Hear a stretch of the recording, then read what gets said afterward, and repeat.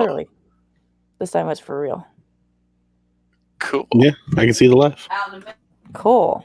So weird. So it just gives you like a holding place, I guess. It puts a thumbnail up, puts a holding place, and then the go live button doesn't appear in the right hand corner until like the last second.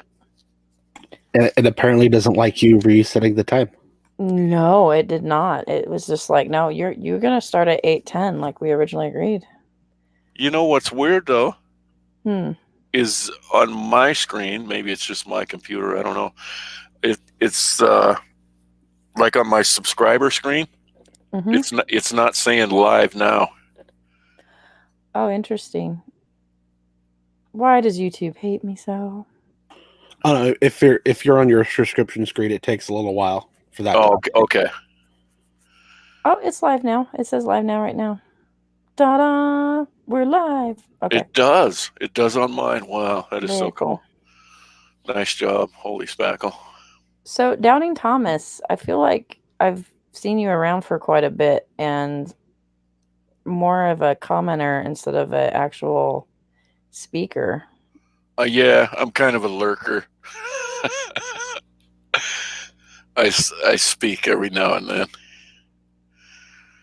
Yeah, I remember seeing your name, and I think I've seen you a few times on is it Modern Day Debate that you show up a lot? Yeah, in the live chat. Yeah. Yeah, that and I enjoy Dragnot's stream. Probably too much, I suppose. What is it about Dragnot stream that you like the most? Because some people don't get it, I think. I don't. That's a good question. He's a good storyteller. He has a way of engaging his audience. He can ramble on, man. Like he can Yes, he monologue can. better than most people I know, which is Yeah. crazy. Yeah, he's just got a knack for that. And then I like he seems to be, as far as I know, he seems to be pretty logical. But in a way that I can understand, because I'm not philosophically schooled and have a basic understanding of logic. But he seems to be, I don't know. I just like his delivery. And then plus, I can't lie, the drama between him and G-Man is, that's way better than any soap opera ever invented, for sure. They've got a unique relationship. It's a very strange relationship. I don't get it really. But yeah, it's kind of hilarious to watch those two go at it. Yeah, it's like Rubberneck in a train wreck or whatever. It's hard to look away. Hey, Miss Star, how you doing? Miss Star's shy. I sometimes send her the link and she goes, "Oh my God, people are staring at me." Oh, is she out in the chat? Yeah. She's a little bit shy to talk.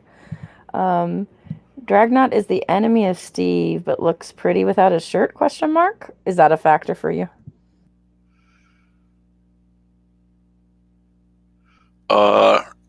It matters not to me whether he has a shirt or not.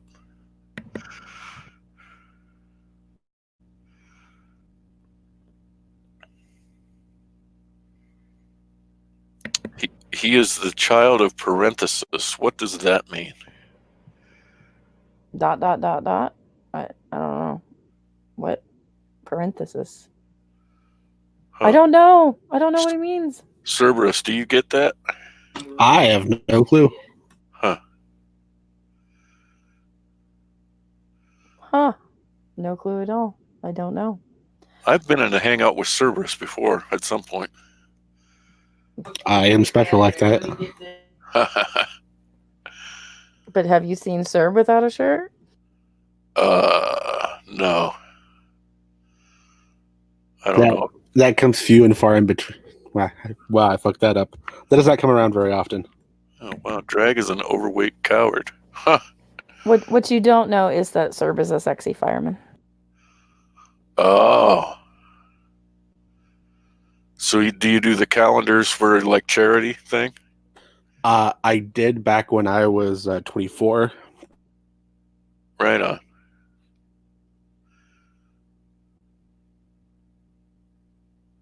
Now, is that bad? Is that sexual harassment? Do I make you feel uncomfortable, Serb? Wait. Oh, when you bring up that I'm a sexy fireman? Yeah. Is that have I become Steve McRae and am I fapping? Well, I don't know exactly how Steve McRae acts when it comes to sexy firemen. But I'm fine with it. So Okay. Well, it is a fact that he is a sexy fireman, but we try not to dwell on it. Right on. Well, hey, if you got it, flaunt it.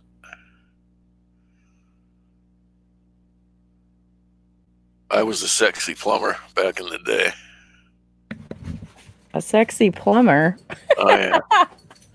Yeah, I mean, a lot of pornos start with a plumber. So I know. Bow, chicka, bow, bow. Huh. So since you mentioned Steve McRae's name, do you find it creepy that Cheshire is like 17? She only looks like she's 17, so I thought she was really young, and I went, "Oh my God, get off her! Someone needs to save her." And then I realized, oh, she's like 26. Oh, She just she is? looks young. Yeah, she Okay. just looks and acts young, and so All that's right. why. So never mind. If she likes old men fapping on her, I mean, that's okay, I guess. I Right. just think it's gross. Well, I saw a video, and it was apparently her 17th birthday that they were all celebrating. But I didn't, stupid me. I didn't It's get it. got to be a joke, I think. I don't think that's true. Yeah, it had to be. Happy Jesus says, is Cerberus community property now? Oh, I don't want to share Cerberus. Cerberus, do you want to be shared? no, that sounds terrifying. So what is he? Oh, he is his own parthenogenesis. Oh, geez. What does that mean? Do I have to Google that? So I really wanted to talk to Aaron about his Unitarianism, but he ran off. I know. He was, I was enjoying talking to him. I think it didn't help the case that, like, I was kind of hammering, like, I was trying to get in, and then so was Drag at the same time, and I didn't know that. And Right. so it was sort of like, oh my God, they're coming for me. And I'm like, oh, well, no. Like, I actually was trying to be friendly, and I'm like, oh, he's surrounded by a bunch of atheists. Maybe a theist can come in. But I also had some questions about his Unitarian. And so I was going to kind of be an asshole and run interference to some degree. Right. Yeah, I didn't get that he was Unitarian until far into that conversation.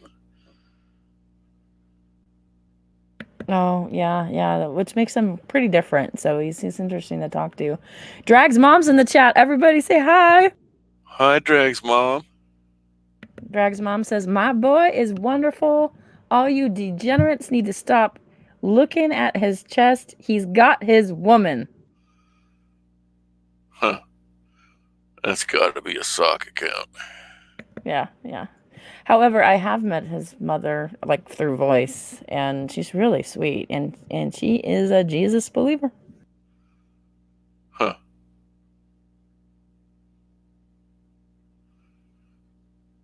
So if you want a link to this, we do have some spots open.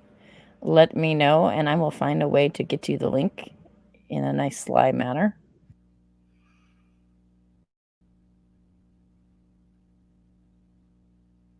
What we really need to do is get Mrs. Dragon here and have her spill the beans. Do you think Hogtie wants it? He's sitting in the general voice. Yeah, let me see. Where is he? Are you talking about in Discord? Yeah. Let me see. So I left Discord like a dummy head. Let me get back into it.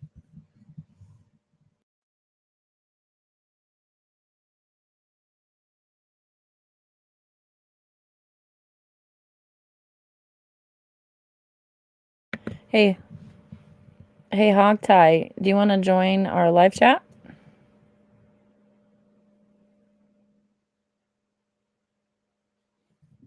Okay, I'm gonna message you through Discord the link to the StreamYard. Okay.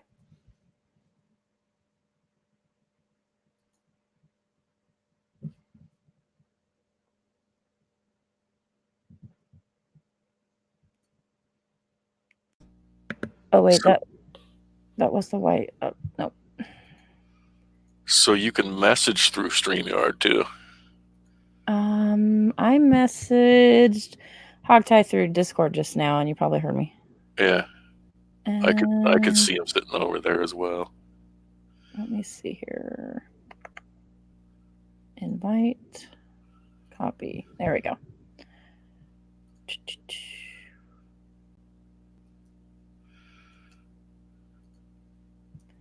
There we go. So I pasted it over to him, so he has it now too.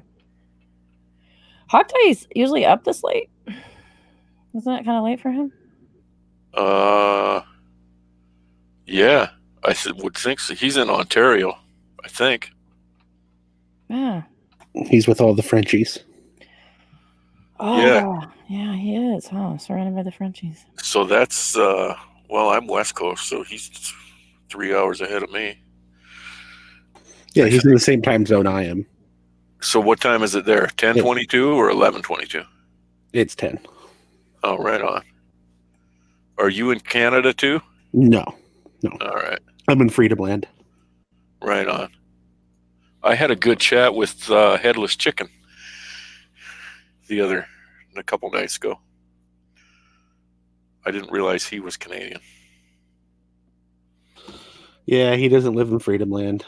It's a shame. Man, I spent about 6 years in Canada. My wife is Canadian, and it's man, it's a great country. Were you scarred? Scarred from Canada? Yeah. No. I'm scarred by Canada, and I've only ever been there once. Huh. What did you do in Canada? Oh, I just saw the socialized medicine and started foaming at the mouth and fell over. Huh. Nah, that's a joke. No. Canada's fine.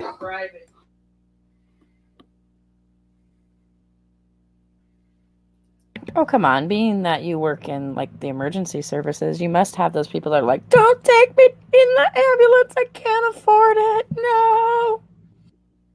Oh, yeah, but the thing is nowadays, if you don't have insurance, you basically never end up paying your bill anyway.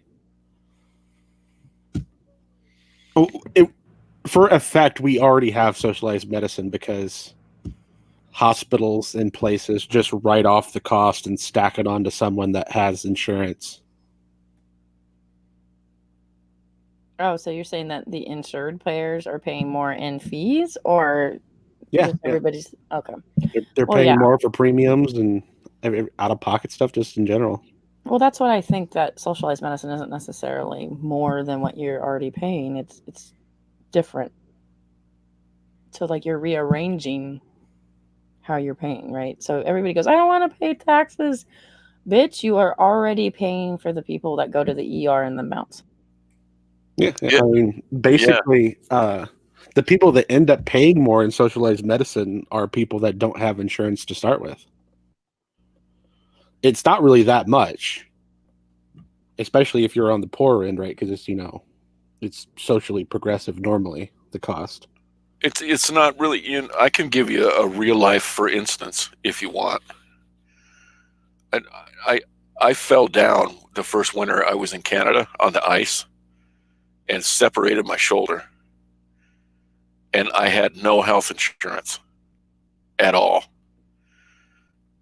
um, because I had been out of work in the States for about a year and a half, and my insurance ran out, and I wasn't eligible for insurance in Canada yet. So I went to the ER, and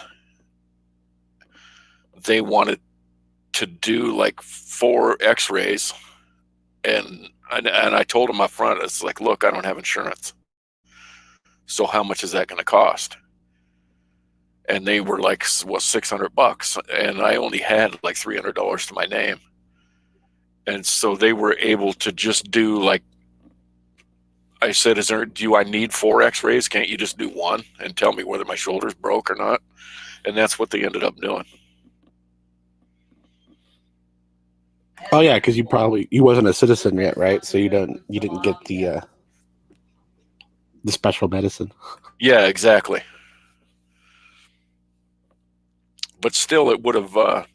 I mean, that would have cost me probably at least twice as much if I'd have done it in the States. Oh, I mean, yeah, that's the real power of socialized medicine is the collective bargaining. Yeah. Right? And the ability to cap prices and stuff like that. That's where all the savings is. Yeah, and the thing that I don't get is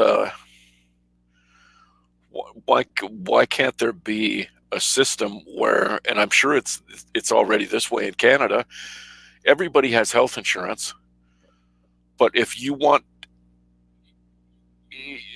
don't want to see like an orthopedic doctor that they're sending you to, you can pay more out of pocket to go see the best orthopedic doctor in your area.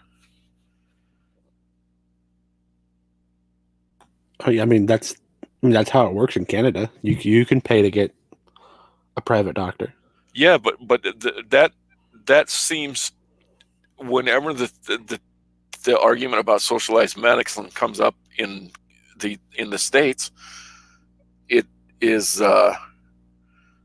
that seems to be a real sticking point for some people. Like they think somehow they're going to get managed into they're going to have to see an inferior physician, or that it's going to set up a system of inferior physicians because all the best physicians will go elsewhere. Yeah, that's what they think. The physicians won't be paid enough, therefore they're not incentivized enough to do a good job and have the best. They're going to move somewhere where they are paid and incentivized. And then the other thing that I hear a lot of people say is, "Oh my gosh, death panels." Yeah, I'm going to say if you're not already someone that has the money to pay every medical bill out of pocket and you don't actually need insurance, you're probably already not getting the best physicians. Yeah, right. Like, I don't think your quality of care is going to change at all. The only difference is you won't go be homeless if some hospital tries to sue you for the bills. Yeah. And the other thing I noticed about Canada is, well, I mean, there's exceptions to this rule, but if you go to a clinic in Canada, you don't walk into this elaborate lobby with, a couple of sunroofs or whatever, or almost a solarium lobby and a big elaborate fish tank. And yeah, I mean, you walk into a clinic.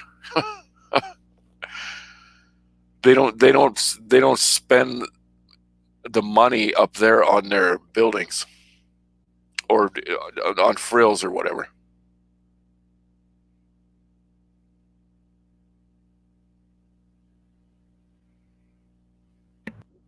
That's true. And our a lot of our hospitals and stuff like that, they have a lot of features that are designed to sort of lift the spirit, or um, I don't know what exactly. Like you see these elaborate courtyards that are with like nice plants and stuff like that. I think they do it to kind of mm, make it less miserable looking in a hospital.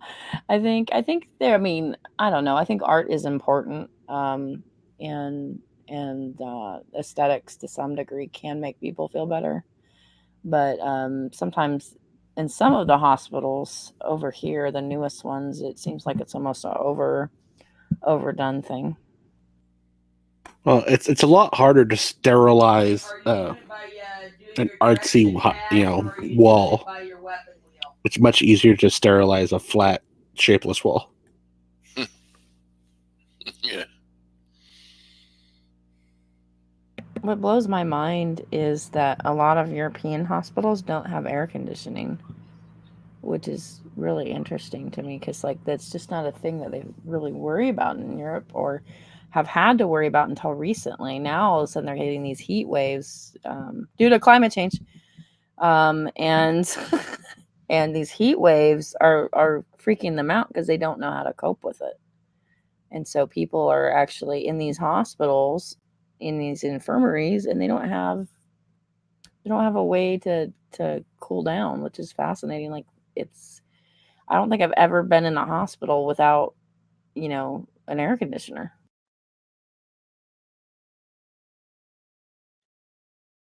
Well, yeah, but you live in California, right? Most of Europe's on the colder end.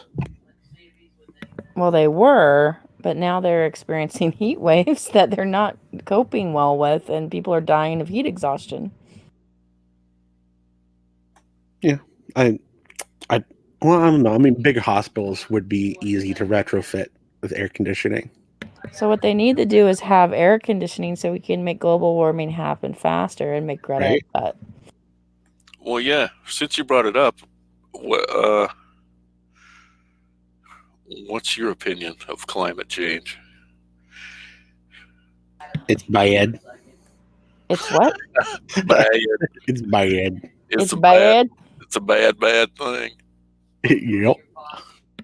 Uh, I believe climate change is affected by humans, and I think that it is worse than what people are reporting. And the reason why I think that is because I have a relative that's a scientist, and what he's come back with from Antarctica and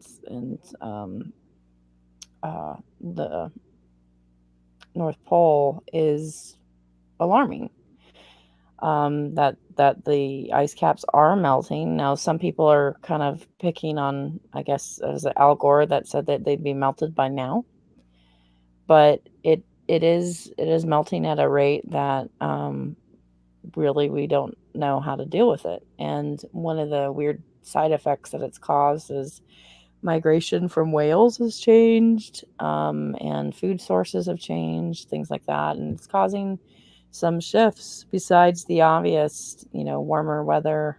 Um, and with rising heat, you're looking at maybe possible famines coming up, issues with crops, issues with water. I mean, so I think it's a real thing. Unfortunately, I think until people start dying, no one's going to pay attention, or at least the right people start dying. By right Well, people, I mean the people that have the most wealthiest countries. yeah. well, the largest contributor to global warming is the hydrofluorocarbons we use for refrigeration.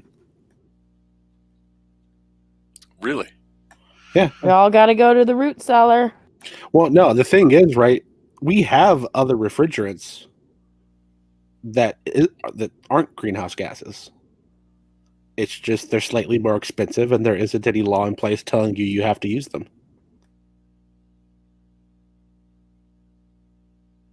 Huh. I I personally think, uh, not to be an alarmist, but I think we are on the brink of extinction. Nah. I don't know. Oh, It's okay. uh, it's. I just watched a thing by a guy named Guy McPherson, who's a scientist, and he was saying, part of the problem right now, if we were to stop emitting and making all this smog, if we did that today, that would cause like a 2 degrees Celsius rise in temperature, because the smog, and this is just one small part of the problem, the smog is actually blocking out sunlight right now. So a problem that we've created is actually cooling us off. But if we go to change that, it's going to warm. It's going to make the climate's going to warm even further.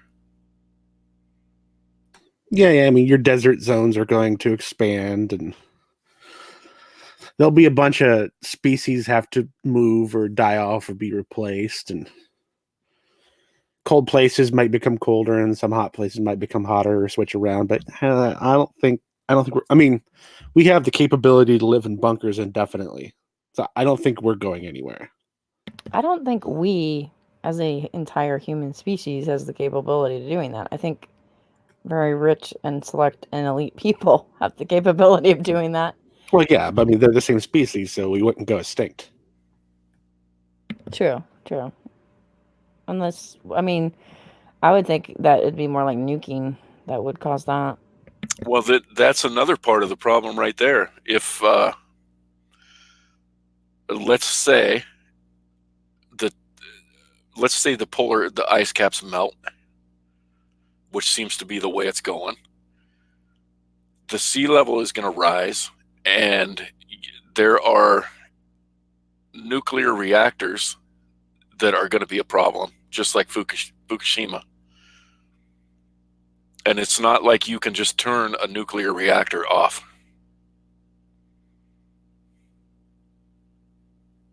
Well, yeah, you can. You just set up the control rods and it stops.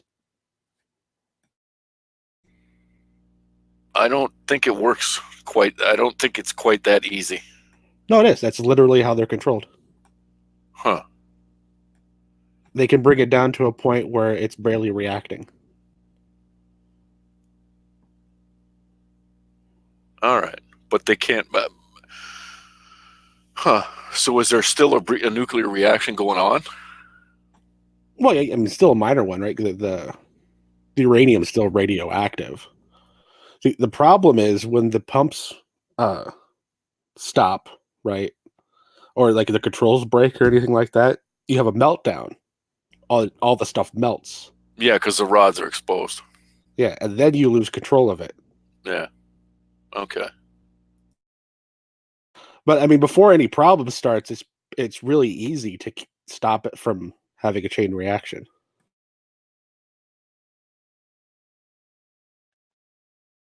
And yet we've been Fukushima'd. Yeah. That's why liquid nuclear reactors are way better.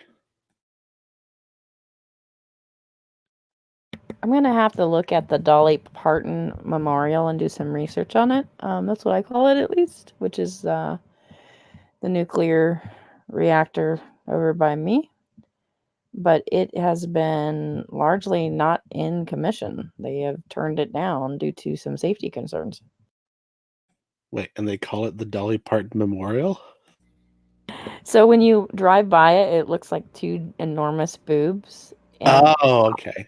yeah, the two just big boobs out of the ground, and then like there's actually a nipple at the end of it because there's these red lights that blink.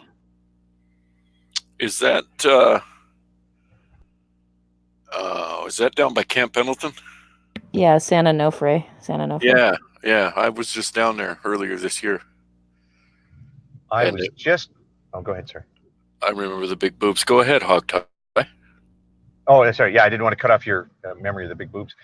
Just a couple days ago, I was watching a movie on Netflix, and I really had gambled that by the time I had unmuted and got to that point in the sentence, I would remember the name of the movie. Something about endless. No, so forever, something like that. The two brothers, and one of them rescued the other one from a cult. but then they go back, and then there's some fucked up thing with the way time works. I haven't seen the whole movie, so don't spoil it for me.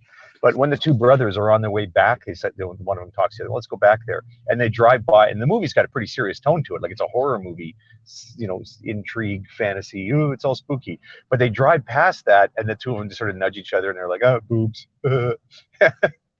Yes, they are boobs, and it's exciting because when you drive by it, you're like, "Yay, we're getting closer to Disneyland."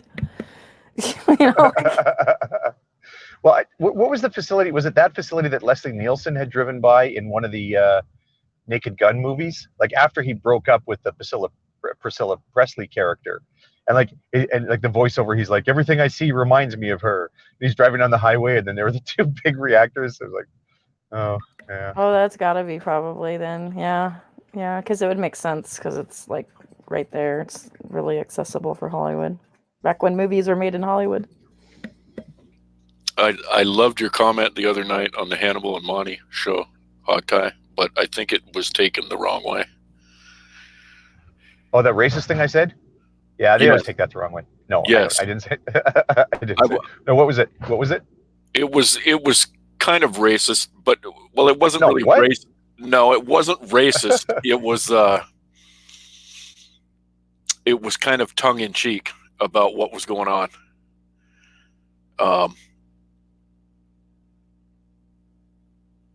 You type the first two letters of the N word. Oh, No that way. yeah. What? Yeah, I don't. No, because what it was, okay, those guys throw around the N-word all the time, and Yes. G-Man is super uncomfortable with either variant of the N-word. Right. Drag recognizes a distinction between the two popular variants, but also recognize, right? But those other two guys, they're just saying it all the time, right? And at one point, I don't remember what they said now, but one of them said, "Well, you got to give a chance," or something like that, whatever it was, and he'd made a good point. And I was either agreeing with them or disagreeing with them, but I was using the same words until I got to the I put like NI dash wah, and then I had to change it because what I was mocking there was the white guy discomfort with like what word do I use here? Like I don't want to offend anybody. Actually, one thing I used to say, although I thought it was screamingly funny, but other people didn't seem to get it, was when you say something. Well, if you know the guy, you know too. Well, yeah, it's just. If you know the guy's white and sort of feels that awkwardness, I don't want to offend anyone. One of the things I used to say, which I always thought was funny, but I didn't get a lot of traction with the joke, was when you're talking, I'd say something about, well, I suppose if you wanted to find out about that, we could go out and ask some, let me get the rhythm right. If you want to find out about that, I suppose we could go out and ask some African Americans.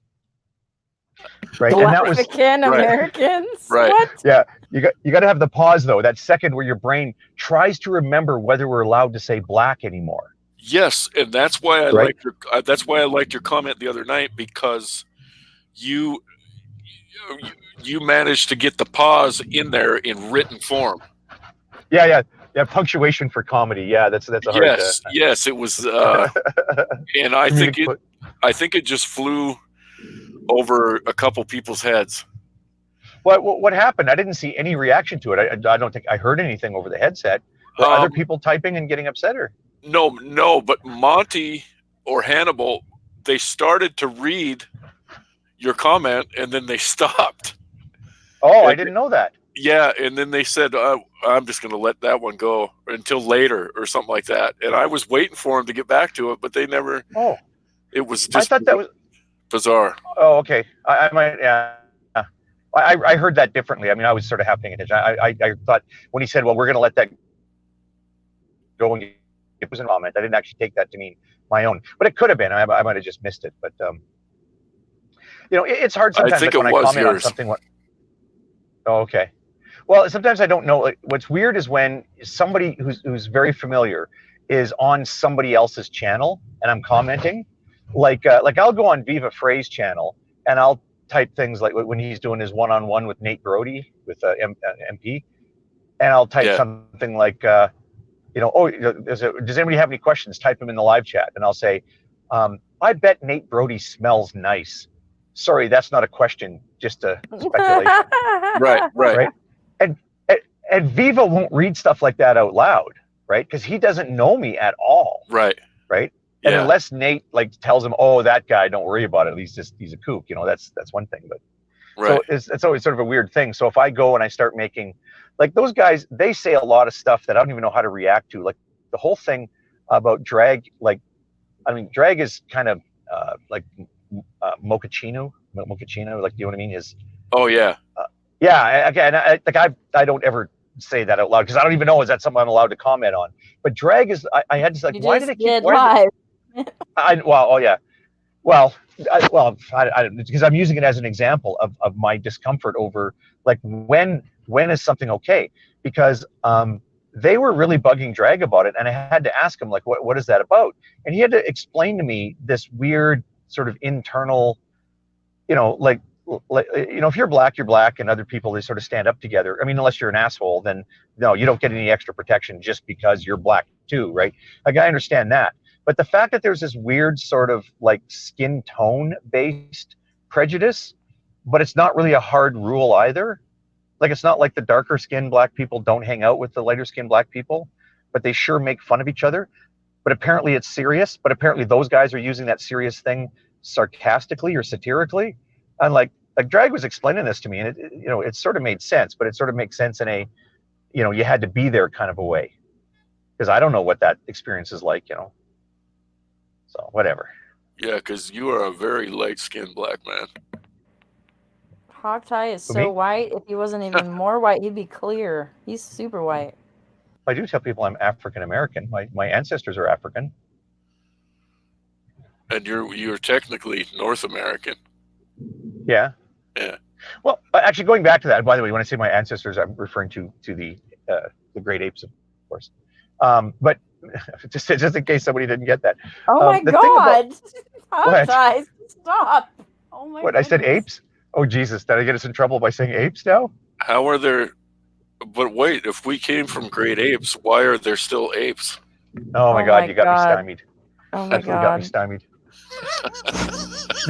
But I want to go back to the whole black African American thing, is because when remember that was kind of the late '80s that started to kind of happen, where we weren't going to call them. Well, first off, I guess you're never supposed to call them the blacks. This is something else that Drag explained to me. He says if you don't know what race somebody is when they typed a message, if they ever say something about the blacks, that's a white person. Oh yeah, for Because, sure. as he said to me, the blacks don't talk like that. That's what he told me. I am totally lost here. But around that time, I mean, of course, Canadians being sort of like, oh, I got to be respectful and stuff. We started using that phrase too. We stopped saying, we stopped saying, blacks or black people or black Canadians. We started saying African Americans. Until the one day, one of my friends had said that to one of our mutual black friend we were hanging out with, and he's like, "Why do people call me that? I'm from Jamaica and I'm living in Canada." Like what the fuck is an African American? He just didn't understand the whole idea. And he was actually more insulted by the fact that people couldn't just call him either Jamaican or Canadian or a black man, because he calls himself, well, as a black man, that's what he would say of himself. So why are you people tripping over yourselves to give me a label that doesn't apply to me? You tell him, look, Whitey gets to decide what you're called, even if they're upset about it. Oh, why didn't I think of that? Why didn't I think of that? Yeah, it's all about white comfort. You don't get to pick your word. Okay, so while we're kind of on the subject, there's been something that I haven't looked deep enough into, so I don't actually know. But it's been bothering the shit out of me for like the last few hours. Okay, so basically everyone that isn't African, right, that isn't like pureblood African, has some amount of Neanderthal DNA in them. Right, whether you're Asian or European or Middle East. Yes, I'm part Neanderthal. It's crazy. Right, and that range for people ranges from, if I look it up again, I think it says right now it's estimated between 1.5 and 2.1%. So that's the genetic difference between everyone else and black people. But the genetic difference between chimpanzees and humans is only 1.2. So am I missing something? What am I missing? Oh, I see. Hog tie. I don't know. What do you think? I don't know how to address that.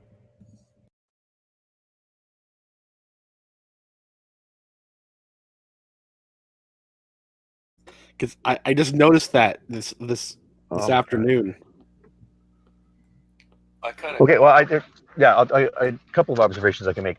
First off, StreamYard is a like a bitch of a battery cooker. It's a processor hog. Like I'm plugged in and I'm on the 9-volt charging system for the S6, and my battery's actually going down while I'm on the full power charge.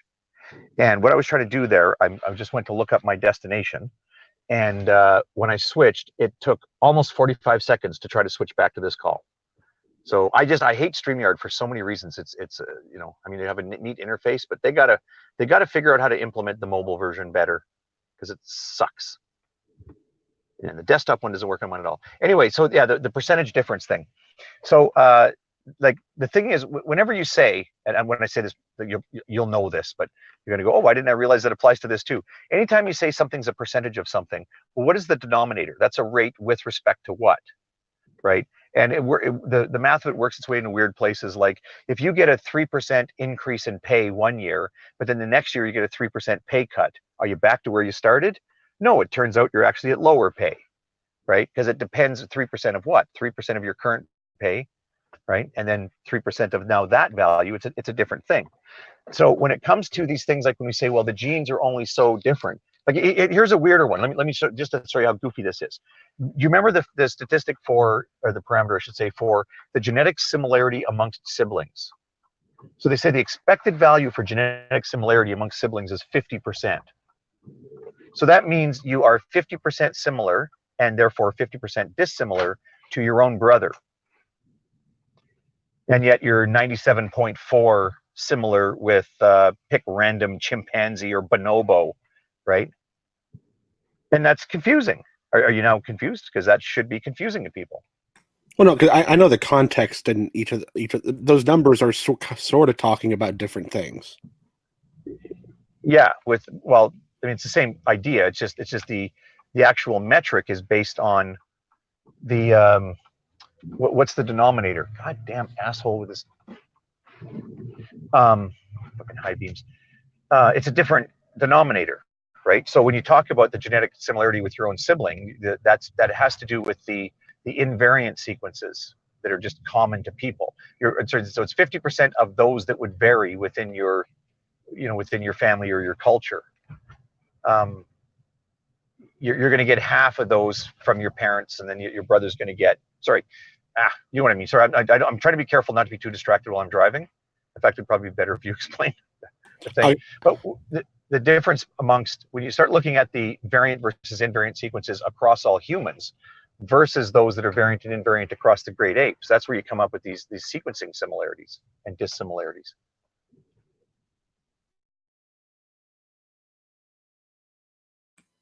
Okay, I get that, but I don't.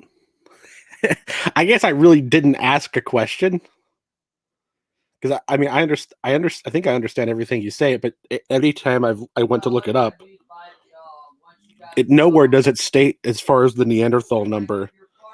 Is it measured in any different way from how it's measured for chimpanzees? Well, it's a ratio, just like any other percentage, right? It's this divided by that.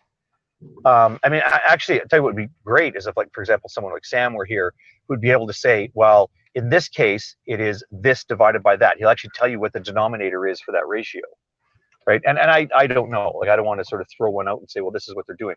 I know it has to do with those that are variant and invariant, right? So there are some gene sequences that just appear in all humans. Right. So if you're saying that somebody's a human, you don't have to sort of count that in the calculation because they've got that. Like for example, if you were doing like, what do you call it, forensic, like you get blood samples in a murder scene, and you say, well, this matches the suspect's blood in all of the following ways, and you list the ways in which those are invariant sequences, and in those ways, all humans have the same sequences in those regions, right? So that just wouldn't make sense. So when they tell you that it's a such and such percent match, what they mean is when you look at those those sequences where where there is some variance, some variability. You know what I mean, I think. Yeah, I know what you mean. It's just when you're doing a genetic test, like between brothers, for example, you're looking at like 1% of the genome. Right. Yeah, and then you give your percentage from that point of view. Yeah. So of that 1%, you guys are similar. You should match on about half of those, and then therefore not match on the other half. Yeah, that's right. But when people say that means you're not merely 50% genetically similar to your brother. You're actually like 99.948 similar or something, right? Like it's very few differences. Yeah, but the thing that's confusing me about these numbers is, now, admittedly, I haven't actually went to like Google Scholar and tried to dig up papers or log into my university, right, to look at papers. But anytime I look up these numbers, they don't acknowledge that. So I don't know if this is really weird or if this is something that they just assume everyone is going to assume when they're reading this. And that's what I'm confused about. I've always had that frustration with the way numbers are presented. You know, like I sort of do it myself. I remember having to explain to somebody one time how we know, like when you do a large, like why sample size is important, and how when you go to infer what an average is, so you got some parameter like average, you know, throughout some population. You imagine that bell curve. In the middle of that bell curve, that's the average for the overall population, with some people above and some people below. And then what does it mean to say, well, I took a sample of 10 people and I got a number? Is that number the average? You know, the average within my sample, is that actually represent that parametric average in the overall population? And it kind of does. It's very informative. But if you had 12 subjects, it would have been more informative. If you'd had 100 subjects, all the better. If you'd had 10,000, it'd be even better. And I try to explain to people. I mean, it's really simple, because if you tell them, oh, look, you know, the standard error of estimating the mean is the square root of variance divided by your sample size. You know, you can just tell, here's the formula. Well, then it's perfectly obvious, right? And sorry, I mean root of the ratio, not just root of the variance. And people, obviously that's what I meant, right? But you know, when you're talking to people that aren't literate with numbers and you say shit like that, it's just gibberish. Like, what's the point of doing that? So you end up kind of hand waving. You draw these little sketches, and you know, and I think when it comes to things like these percentage similarity things, people just like a number. And when you say, well, oh, we're 94%, 94.2% similar to purple sea urchin, right? Well, okay, well, that sounds like a lot. But I think that it's literally too hard to explain to people, as we think they just glaze over. If you actually showed them what the calculation was, even for something simple like a percentage. But remember too, this is sort of the target audience for people when they say something like, well, this fabric is 120 times darker than this other fabric. Like, what does that even mean? How can something be 120 times darker than something else? Yeah, without a third thing to measure it by. Yeah. Yeah, it doesn't make sense. And I'm sorry, I'm still gonna listen, but I'm gonna have that problem again. I just cannot find this place, so I got to go back to my map app. This is gonna be a nightmare, so I won't be able to. You can go ahead and talk, but I'll be back. I'm not ignoring you. No worries. No worries. So yeah, I think this is, I hope anyway, this is a case of news articles and advertisements and websites just not doing their due diligence when it comes to the actual science they're communicating. Yeah, because I've wondered the same thing. Like, I'm like, these sound like really high percentages. Like, you're so much related to the sea urchin, and I'm like, holy shit! Like, what? You know, really? Like, you know, and so it is kind of an interesting thing. It's like, well, why are we seemingly, you know, just straight numbers more related to chimpanzees and Neanderthals? And so that's an interesting point that Hawktie brought up. Well, you might even chuckle too, like why I mentioned purple sea urchin. There was a period of time that Nephilim Free was just on and on and on about the purple sea urchin, and he had read somewhere, and I'm sure you could guess in one of the wacky creationist sites, that the purple sea urchin has something really, really profound in common with humans. I don't remember what it was, because it's a pointless thing, right? It's like when people point out that, and I might have this particular fact wrong, but like bananas have more genes than humans. or fruit flies have more chromosomes, or like, these weird things, like where somebody will say, well, this other being has, or this other organism has more chromosomes. Humans have only 23 pairs of chromosomes, where this other thing has 35 pairs of chromosomes. So doesn't that mean that that fly, whichever one it was, is actually more evolved than humans? No, it does not mean that.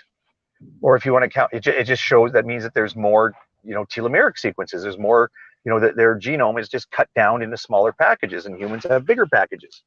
Then you look at something like one of the cervids. What's that muntjac that Ruhif was talking about, where they have only 6 or 7 pairs of chromosomes? Well, they're awfully long chromosomes. They're not many telomeric sequences. So what? They're the instructions on how you build an Indian muntjac deer, right? So what does it matter? And Nephilim Free was on this thing about how the purple sea urchin had some, whether it was a chromosome number or gene number or something, it was very close to humans. And he would say, oh, well, therefore, if you believe in evolution, you have to believe that we're even more closely related to the purple sea urchin than you are to chimpanzees. Therefore, evolution's stupid. Okay. I mean, it's really sad when you run into someone like Nephilim Free that they don't understand that just the mere fact of them thinking something is true makes it more likely to be false. Oh, just because it's them? Yeah, just because they have such a track record of picking the false thing. What amazes me is people like Nephilim Free are dangerous because he sounds educated and smart to the uneducated, and that's a dangerous thing, I think. Well, he's mastered and rehearsed Gish Gallop and the art of Gish Gallop, shall I say, just being able to just straight up talk endlessly. And then he's also really done a good job of remembering his rhetoric and his lines. I'm not sure if he reads from scripts, but Nephilim really does keep things rolling, and he'll Gish Gallop along, and it takes you a while to even really get to what he's saying because he's moved along so quickly. So like if you engage him, it's like you have to write down a note on something he said and then bring him backwards to what he said like 10 minutes ago. Yeah, he is good at that. He has another trick in his hip pocket too, because if you do that, if partway through he's got something wrong, or you're able to see like how he's just totally off base with this argument he's using, so you jot it down, and then he'll talk for 12 more minutes after that. And you're like, oh, I'm going to wait until he shuts up, and then he finally says, "Your mic," so you can go ahead and do it. He'll end by asking you a question, and then you'll say, okay, well, on your way building to that, you had mentioned this little fact about radiometric dating. And the thing that you might not realize, don't, you're muted now. Now I'm muting you because you're dodging the question. You're dodging my question, right? So he completely controls the whole conversation. I don't know. I'm really good at picking out these people's weak points. Like the last time I talked to Nephilim Free, I had a friend tell him that I was part of a particular group of people that I'm not going to say here. And then they told him that we had magical powers. Yeah, they told him we had magical powers. So then I made spooky noises into the microphone and said, "Oh, you live near a school." And he screamed into the microphone, not any words, literally just screamed, and then booted me from the room and blocked me. No way. No, totally. It's the last time I talked to him. Yeah, he's super paranoid about supernatural forces, and so you can't do a U-turn here. Oh, I'll live and learn. Yeah, he's super paranoid about supernatural forces. He's got something about aliens, like visitors, right? The extraterrestrial, but he thinks they're actually also supernatural forces that are disguised as visiting. Well, he's from described that he's been attacked by a succubus before. Yeah. So I think what he had was sleep paralysis, and maybe he had a wet dream at the same time, or a boner, and he's convinced that he was attacked by a succubus. Yeah, he's got a lot of weird stuff. The I was gonna say the other thing he's really paranoid about too is also some natural worldly things, but are just as imaginary. Like he's really a big fan of this belief that there's like this atheist cabal that's like surveilling him all the time. And I remember a time that somebody smashed the window of his truck. He lives in an apartment building, and somebody smashed the window of his of his truck. Right, that happens. I've been robbed, but it was on his telling of it, there was no doubt in his mind. He did not hesitate to come to this conclusion. He had no doubt or questioning of it. He was quite certain that like these demonic forces / atheists recognize the incredible power of his YouTube channel, his YouTube ministry, and they're taking all steps to try to destroy his YouTube ministry, including going to his apartment building and smashing the window out of his truck, because It's like I don't know. it's like he's created a Cold War, like in his own mentality, because that was like a thing that happened in the Cold War. Like there were a lot of like higher up, like Department of Defense officials, like who thought that they were like being attacked and surveilled by communists, like at all times. Well, and nothing brings down a ministry like a smashed truck window. Well, it's really funny too, because they'll always say that like, G-Man's sort of our more, our current idiot who follows that line of thinking, but it emboldens them, right? So some silly thing will happen in their lives, and then they'll say, oh, they think that's going to shut me up. Well, I'm just going to preach twice as hard. Ha ha ha! You stupid atheist. And it's like, oh my God, you just invented this whole thing inside your head. Invented a war against yourself, and then declared victory in this war. And it's like, who are you even fighting with, you crazy person? So recently, Nephilim Free just put out a video today about how he's not going to go on Modern Day Debate ever again because James made him mute. And so he had this very poor example of how he felt like he was trying to give a rebuttal, and then he's fumbling around going, well, actually, bacteria is in the Bible, and I can show you where. And as he's fumbling around, he starts reading the passage. He goes, no, wait, that's not it. What I was thinking of was this one. And James is like, anyway, we're moving on. And he's like, and this is why James can't be a very good moderator. He cuts Christians off and he favors atheists. Yeah, I saw that too and had the same take on it.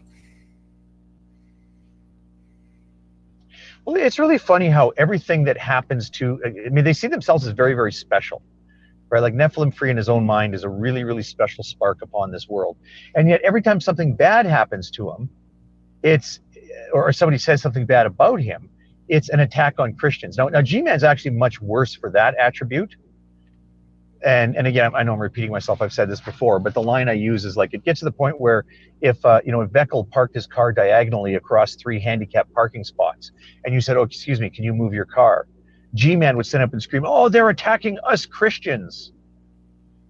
And anytime somebody says to G-Man, like, look, you're lying about people, you shouldn't do that, he'll make a video saying, like, you see how these atheists come out and they say that Christians lie all the time?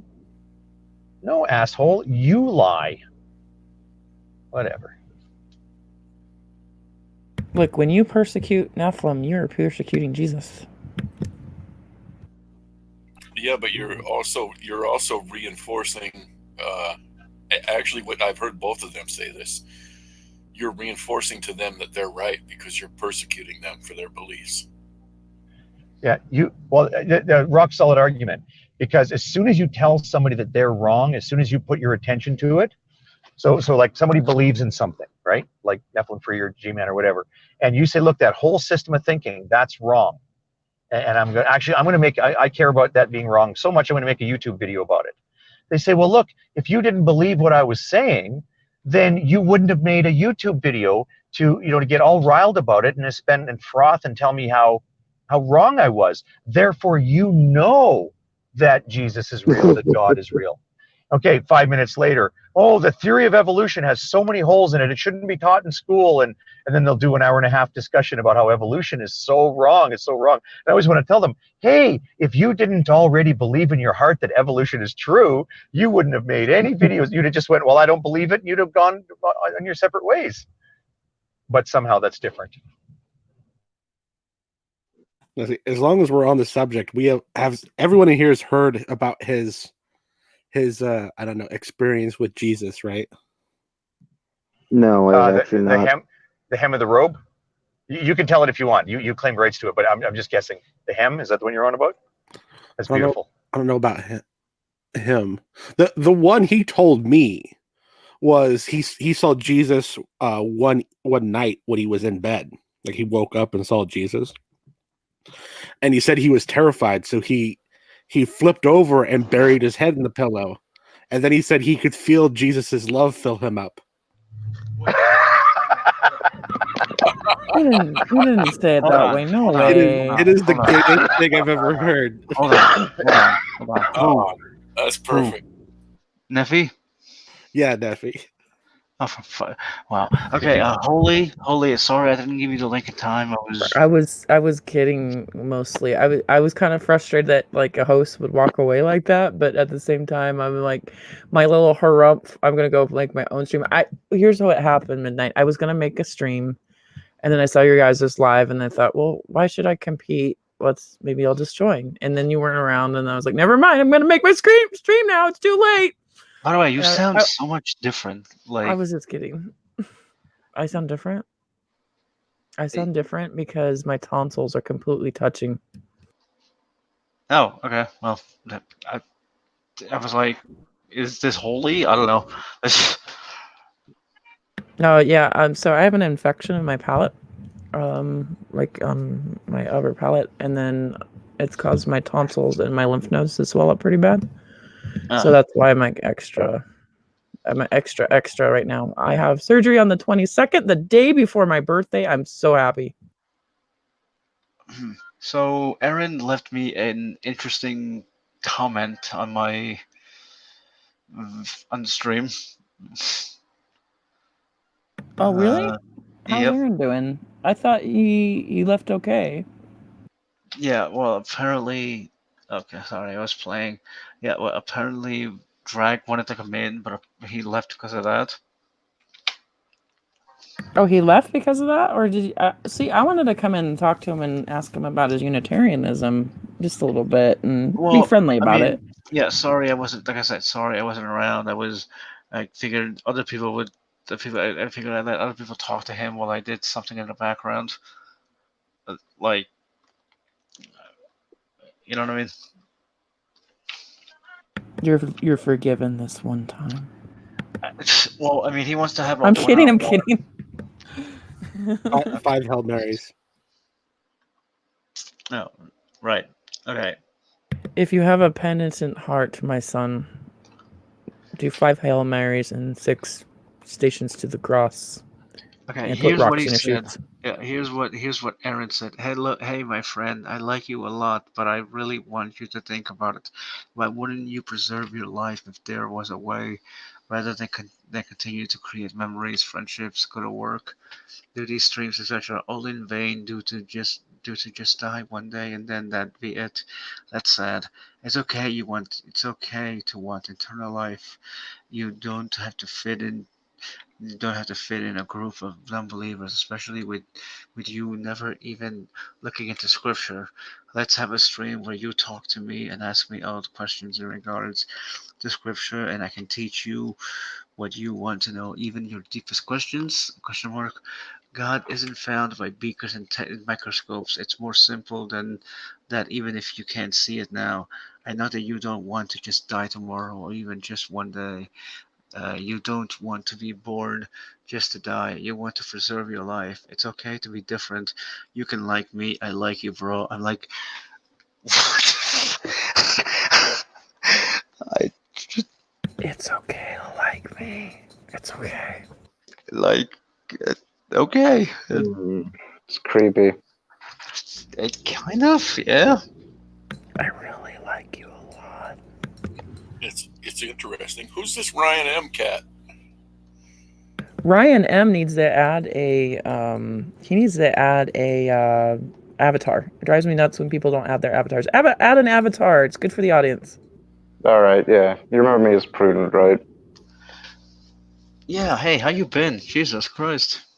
Yeah, it's been a while. I don't really do many of these as much anymore because I've been busy as hell. Yeah, Well, I mean, like I said, what I could do is talk to him for a bit one-on-one, and then open the room if people want to come in. Like eventually, right now I'm in the middle of moving, so tomorrow we're gonna take apart my room. Uh, yeah, like I gotta. Yeah, we're like almost done moving. Are you moving out or are you moving with your family all together? My sister moved in with her boyfriend in her own apartment. I'm gonna move in with my mom for a few more months, and then hopefully I get the apartment I'm aiming for. Otherwise, I'm gonna be stuck with her for a little while longer. But whatever. I think you'd like a little more room, a little more independence. I think Oh, that trust me, would feel really that's good for you. definitely, yeah, that's definitely what I'm working towards. That's definitely what I'm working towards because I'm like, yeah, it's. I'm not gonna get into it on stream, but yeah, I could definitely use independence. John Mac Drawback has a point. He says people shouldn't make fun of heartfelt pleas of deluded people. It's the thought that counts. So he might sincerely really be worried for you. And Well, okay, yeah, I know, like yeah. I know, Aaron. Okay, somebody liked it. Okay, I know, Aaron is worried. Is actually worried for us, but as Thomas pointed out, he's scared shitless that he's scared shitless of dying, so he has to believe in something. Right, Thomas? Okay, well, Yeah, someone that's correct. And I think you're right. I think he was pissing you off, but he wasn't really pissing me off because I think you're right too that he's genuine in his concern. Oh, no, I don't see. I don't doubt his genuineness. You know what I mean? Like I don't doubt it. It's like it kind of pissed me off because it's like, oh well, if life has no meaning, why don't you kill yourself? And I'm like, you're not all nihilists believe. Sorry, not all atheists believe that. You Well, know? yeah, and he may, I don't know. Somebody may take him literally. I- I've kind of So I do lost a want to lot say, of. like, he doesn't mean kill yourself.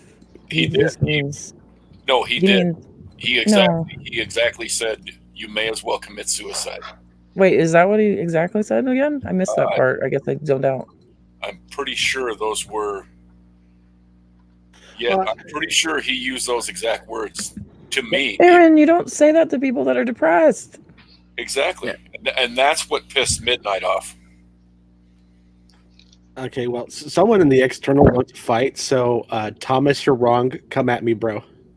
What do you mean I'm wrong? I can't be wrong. For Fyodor Dostoevsky says, "Is this a fighting show? I'm looking for fights to watch." Well, we can fight. Holy, you're wrong. You're wrong about your philosophical positions. There you go. Fight. No, that's way too specific. You just tell her she's wrong, and you say, "Come at you." And when she goes, "What am I wrong about?" You go, "Whatever you want to be wrong about." Which position? One of the favorite positions that people attack me on is that I am a moral realist. So that's one. How dare you? what does that mean exactly? She believes morals actually exist. I think. Yeah, morals actually exist. They're not some social construction just for evolutionary purposes. Are they? Hold on. I know how to explain to you how this is wrong. Yeah, Okay. can you explain that again, like in one or two sentences? And I'll give you the rebuttal for it. I believe that did you guess? morals actually do exist, that there is some foundation that we draw from that allows us to draw from it and then take action. And so morals do come from something, and we generally have a sense of right and wrong kind of embedded into us. Okay, that's what I thought you said. No, the rebuttal is actually pretty straightforward. It goes like this: Fuck you. Suck a dick. No, okay, okay, Suck a okay, okay, dick. okay, okay. That's Okay. way more crude than my response. My response Yeah. is always Well, just find me a mine is cup a of cultural morality. reference. Well, okay. I will actually, I actually want to talk about this because, look, I'm Oh gonna be no. honest. It didn't look good for her. Okay, I have nothing against her, but just it's like, dude, John asked you a question and you pissed off at Sokka, not John. What the fuck did he do? And even then, Mike, Mike is like, I don't agree with Sokka, but I forget the way he put it. But it's like, okay, so I see who the adult is here. Again, I don't hate you, Cheshire, if you ever watch this. I just it doesn't look good. That's all I'm saying. Should I find the clip to play? It's hilarious. You sure? You know what? You know what? Do that. I could use a laugh. Yeah, I just want to say I Give me a don't hate second you while I do my either, homework. but you will regret being friends with Steve. Oof! Wow. So, anywho, I'm curious. So, Holy Spackle, are you, as a moral realist, do you believe the morals are God given? That's actually a good question. I actually had that question in the back of my head, but I didn't want to ask. Yes, I do. So I am a theist, and I believe that um, uh, our Creator was smart enough to set us into a position where we can help figure things out for ourselves. But I do think that there are generally right and wrongs that are generally accepted by human beings. And I'm distracted because my mouse button fell off. Huh. Oh no. Well, I mean, So, I guess everyone can agree that. Well, no, but yeah, I'm just gonna agree with that. are there is I don't know how to ask this. Is there are there moral realists who who are not theists?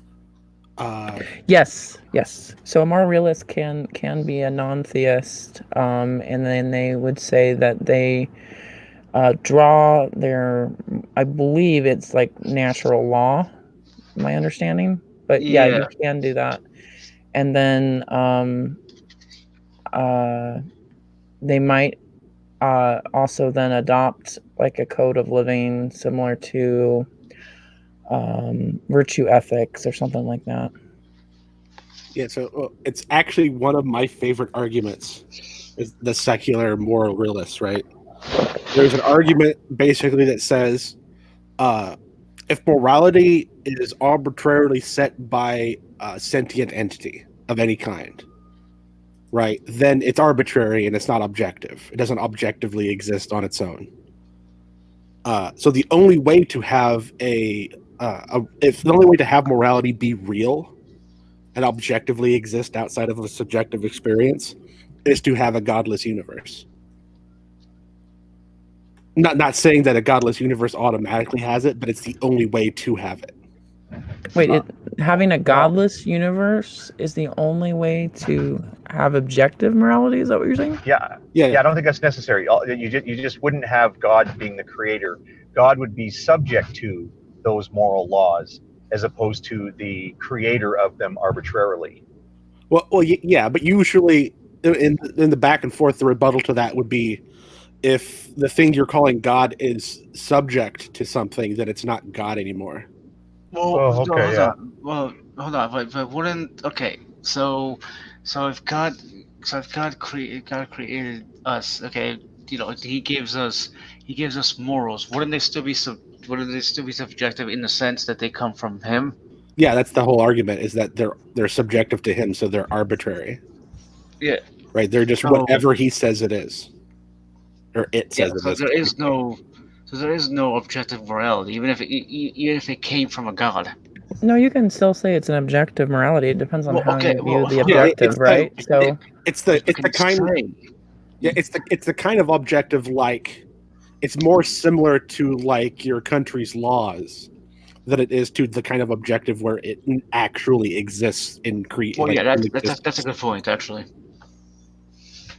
Or actually, I guess a better example, the laws and rules your parents make, it You Yeah. know, it's like my word is law. Like to a child, that's objective. You know what I Yeah, mean? yeah, in all practical Mm, sense it is. well, that is um, Come on, just Holy, it makes sense. dictation. That's just dictation. Like Yeah. that is like divine command theory. Yes, Things but are good again, because God says it is good, so yes, therefore but good. okay, yes, but here's like here. Like, okay, here's the thing. Like things are good because God says it's good. What if God says that killing your neighbor is good? Like, you know Well, what I mean? then It's As has happened with before. with that exactly. with that theory of how goodness and immorality is dispersed with that form of thinking, then yeah, you could go that way, and then you'd be saying either you'd have to appeal to God's nature and say somehow it's against God's nature because God can't go against his nature and his very nature is goodness, Well, okay, or Tito, or they will appeal and say that whatever God decrees is actually in fact good. well, okay, but I actually have a point to raise because you said that God can't go against his nature. Humans go against their nature all the time. Why can't God do that? Humans do not go against their nature. They Yeah, have competing Yeah, desires. yeah, they They pick do. They do go against their they nature. no, they have here- competing desires, and they pick the competing desire that works best for them. yeah, Hey, sorry, I appreciate that chat. I gotta step out though, because if I unplug, like I say, this Okay, thing's a big battery suck, so it'll be 5 minutes. My phone will burn itself up. So, okay, anyway, I'll chat with you guys later. but sir, do you understand what I mean when I yeah, said but that? philosophically speaking, nothing can go against its nature. Everything is bound to what it is. Which Right. okay, fair enough. Philosophically So speaking, but go ahead. for example, when you say God can't go against his nature, you're not saying anything different than how a human acts normally.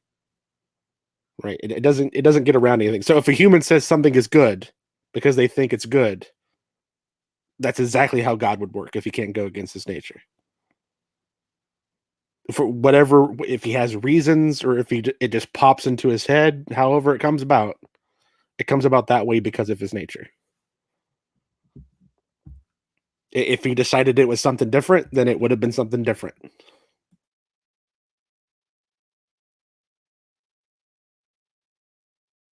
So in a way, it's sort of a limitation on God, which I always thought that the omnis don't make a whole lot of sense, because if you're saying that God is limited by his very own nature, then omnipowerful doesn't seem like it's true.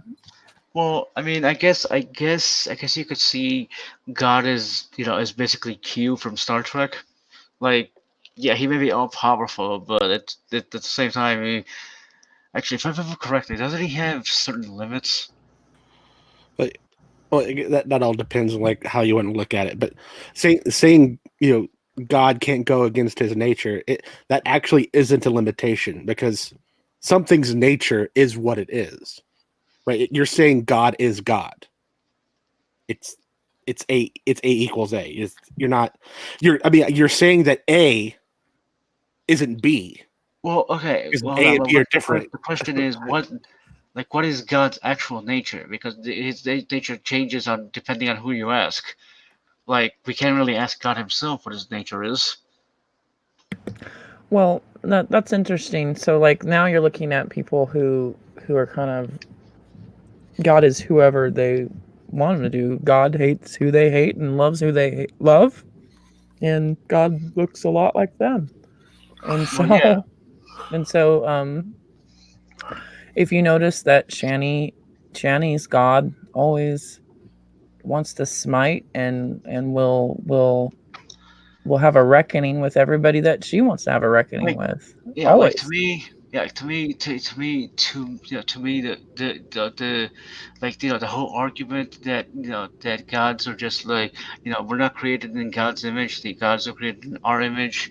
To me, it makes sense that that we shit we do it now. We anthropomorphize like our toaster at times, or like what I mean. To me, the argument that some philosophers have put forth makes sense, that God is just are, the projection of the human ego, trying to.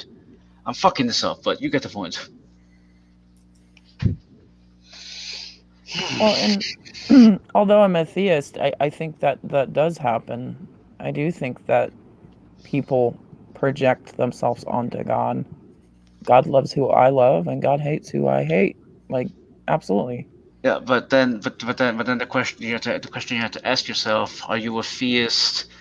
Wait, hold on. Okay, if you're aware that can happen, you know what? Never mind. I can't think of a fucking good way to phrase it. Fee says the words objective and subjective are probably the most useless words in YouTube ethics discussions. You know what? He's right, or she. They're right. Well, that's why you have to clarify what version of the word you're using.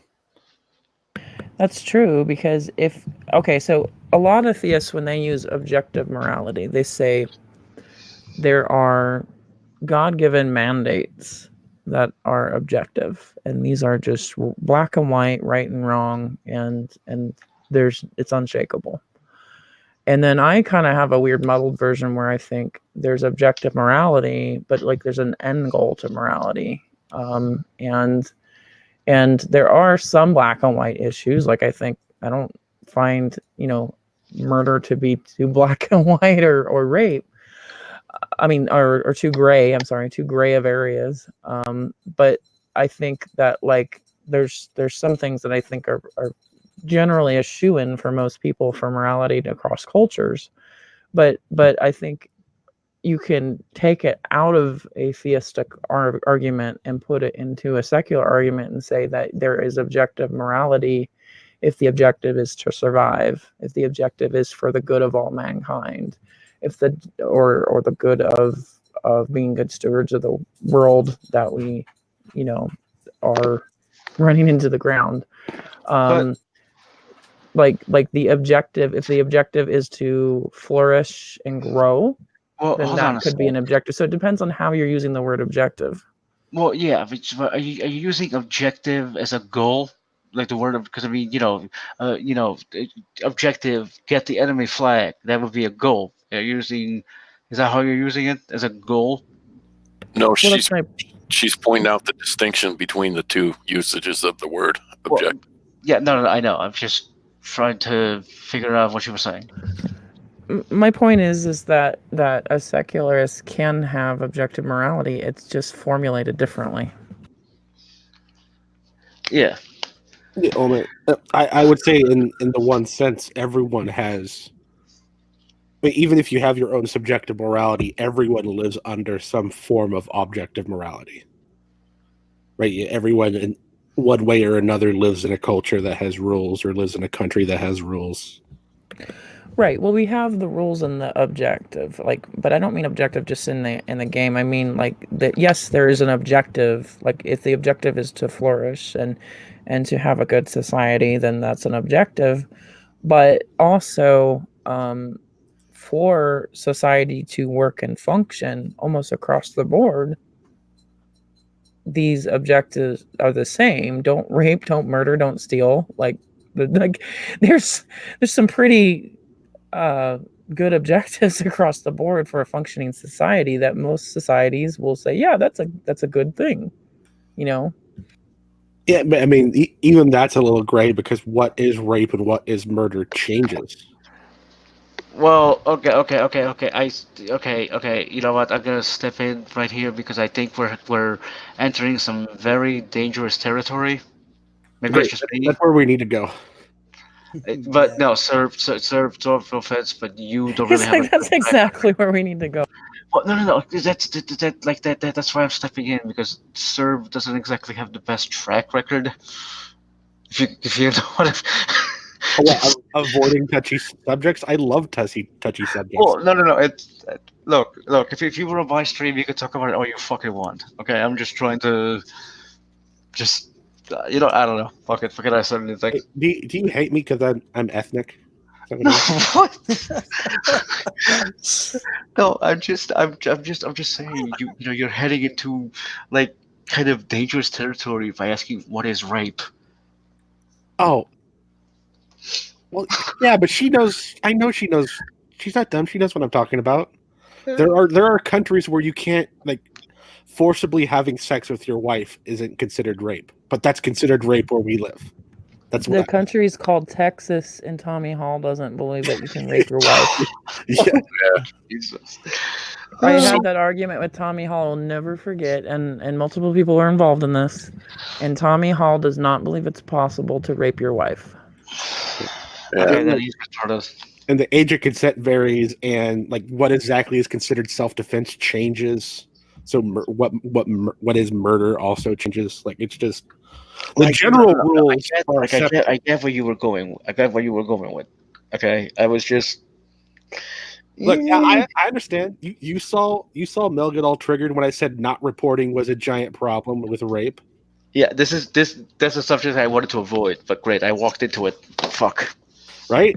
Not reporting is a problem, but there's a reason why people don't report, and Oh, yeah. and that's something that I don't feel like this is the right hangout for the nuance to discuss this Yeah, very okay, well. Yeah, we don't need to discuss that part, but you know that's what Midnight was trying to stay away from. I have a question that'll steer us in another direction. What? Is it a better direction? I don't know. It's another one. So, Holy, how do you respond to the argument that God, at one point or another in the Bible, commands murder and commands rape? Can I field that being not a Christian? I'm sorry, what? You want to field it as not a Christian? I'll field it as a theist that really likes Jesus. I think that the Israelites were actually then these traveling Hebrews were tribes that were trying to establish themselves as a nation.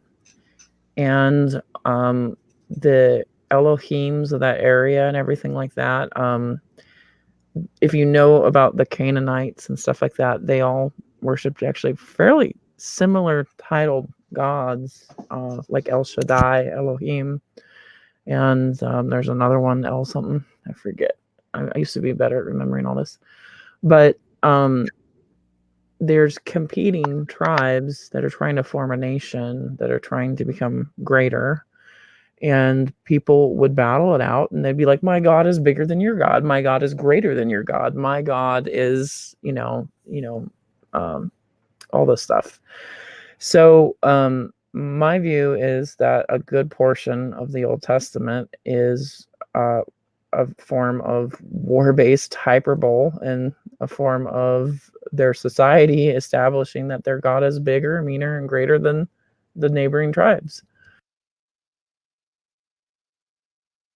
Yeah, and I would say that given the full philosophical package that comes along with something like Christianity, God telling you to kill someone is basically the best justification you could possibly have.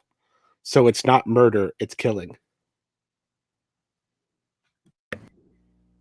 Oh, a theist that's Sure. a fundamentalist will say that, like, if it's God mandated killing, it's okay because God knows the future, right? And he knows what these people are going to become and all this ins and outs. So you're just doing his duty, right?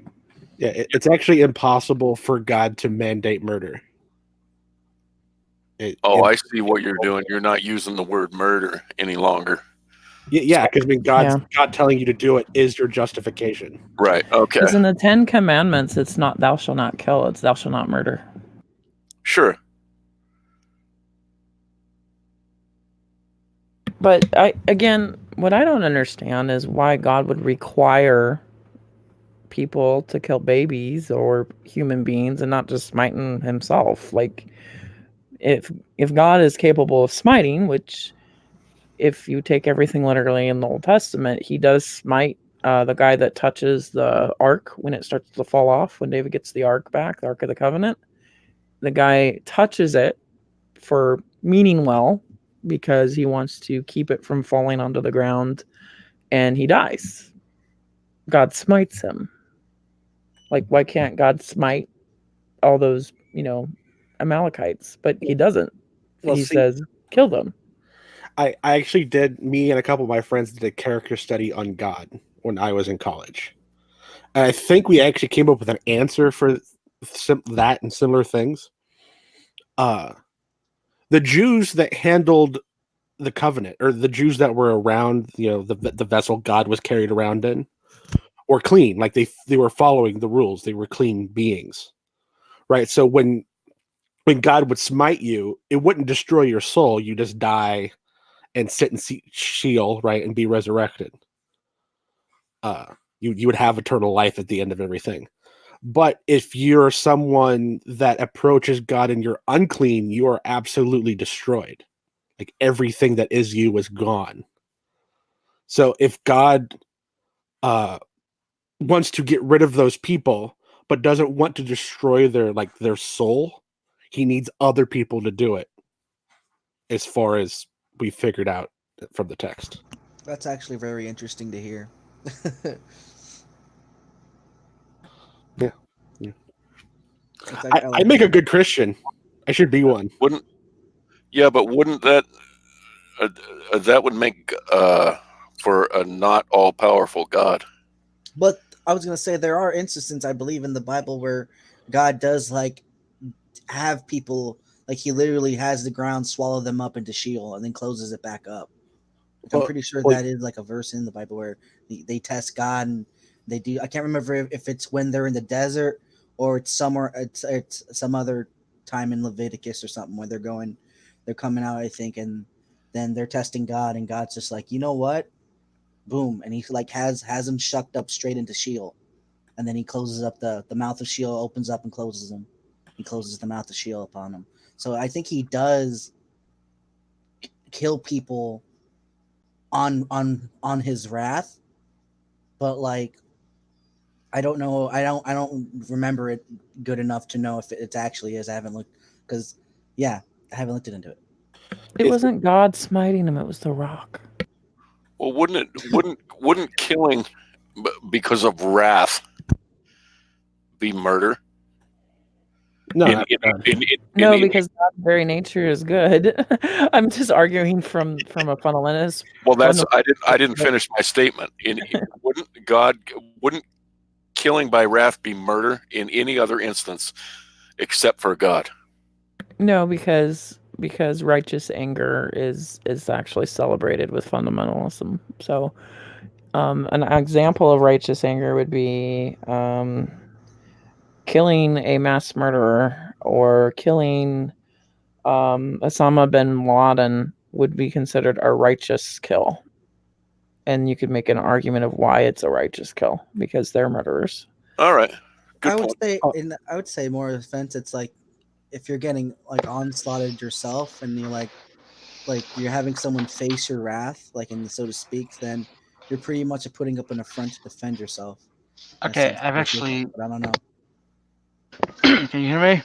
Yeah, Yes. Yes. Okay, okay. I actually have a question for you. That that believe it or not, Law and Order Criminal Intent actually had a good episode about this because there was this one person who who apparently committed a murder when they were younger, but they weren't found out until much later. They committed a murder, and that actually that actually inspired them to help people. So by the end of the episode, it's like, but I'm trying to help people, man.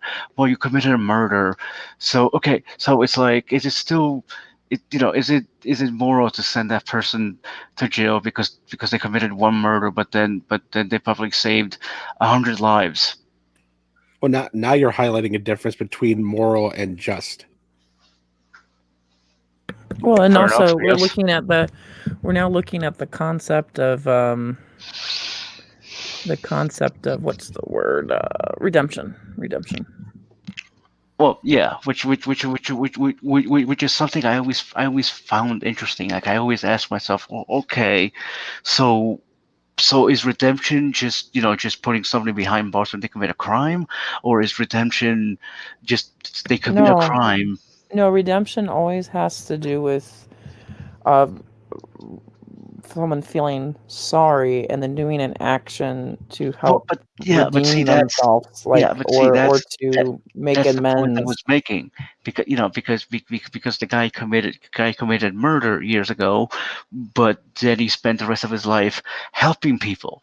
You know what I mean? Yeah, But he still went to he's jail. trying to make amends or to help better as a payment for his crime. I think But that's the a good point thing. I is, don't think that's a bad no, no, no, thing. no, no. I Yeah. know, but the point is, he would still go to jail. You know what I mean? You know what I mean? Because like, well, you committed a crime. You know what I mean? Like, I don't know. Yeah. To me, it doesn't seem fair. Like, Well, he can also pay amends in jail, actually. It's possible for him to serve time and also pay amends in jail. okay, but he was already paying amends by saving people's lives outside. What the hell He is that can going to save accomplish? people's lives in jail too. Do you think that there's people's lives that can't be changed in jail? I think so. Well, no, I never said that, but okay.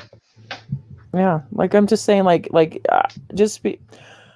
There's a reason why we punish murderers, right? Like it's supposed to be a deterrent, but also we don't know who is like a one-time murderer, you know, as a young person or a lifetime.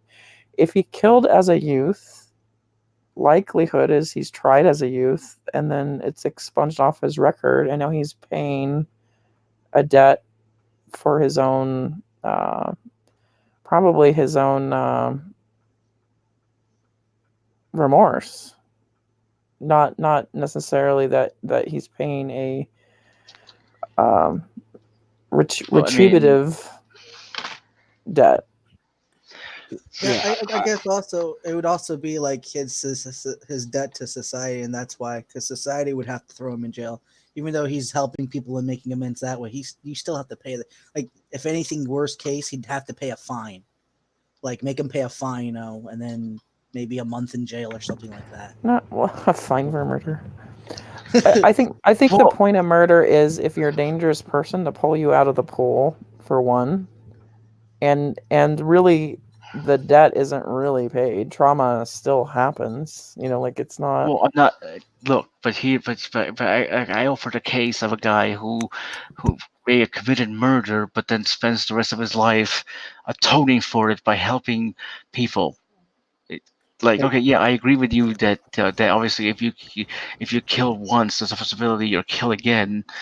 But I'm just giving you an example that it's like, okay, this guy didn't kill again. He went to help other people. Like, you're gonna punish him worse than he feels. the thing is though, the laws aren't usually written with consequentialism, Well, no, no, no. I know. Like, right? I know. Right. That's always bothered me. But go ahead. It's interesting they call it amends, don't you think? Amends. Ah, I see what you did there. Interesting, interesting. Ah. I need my snare drum.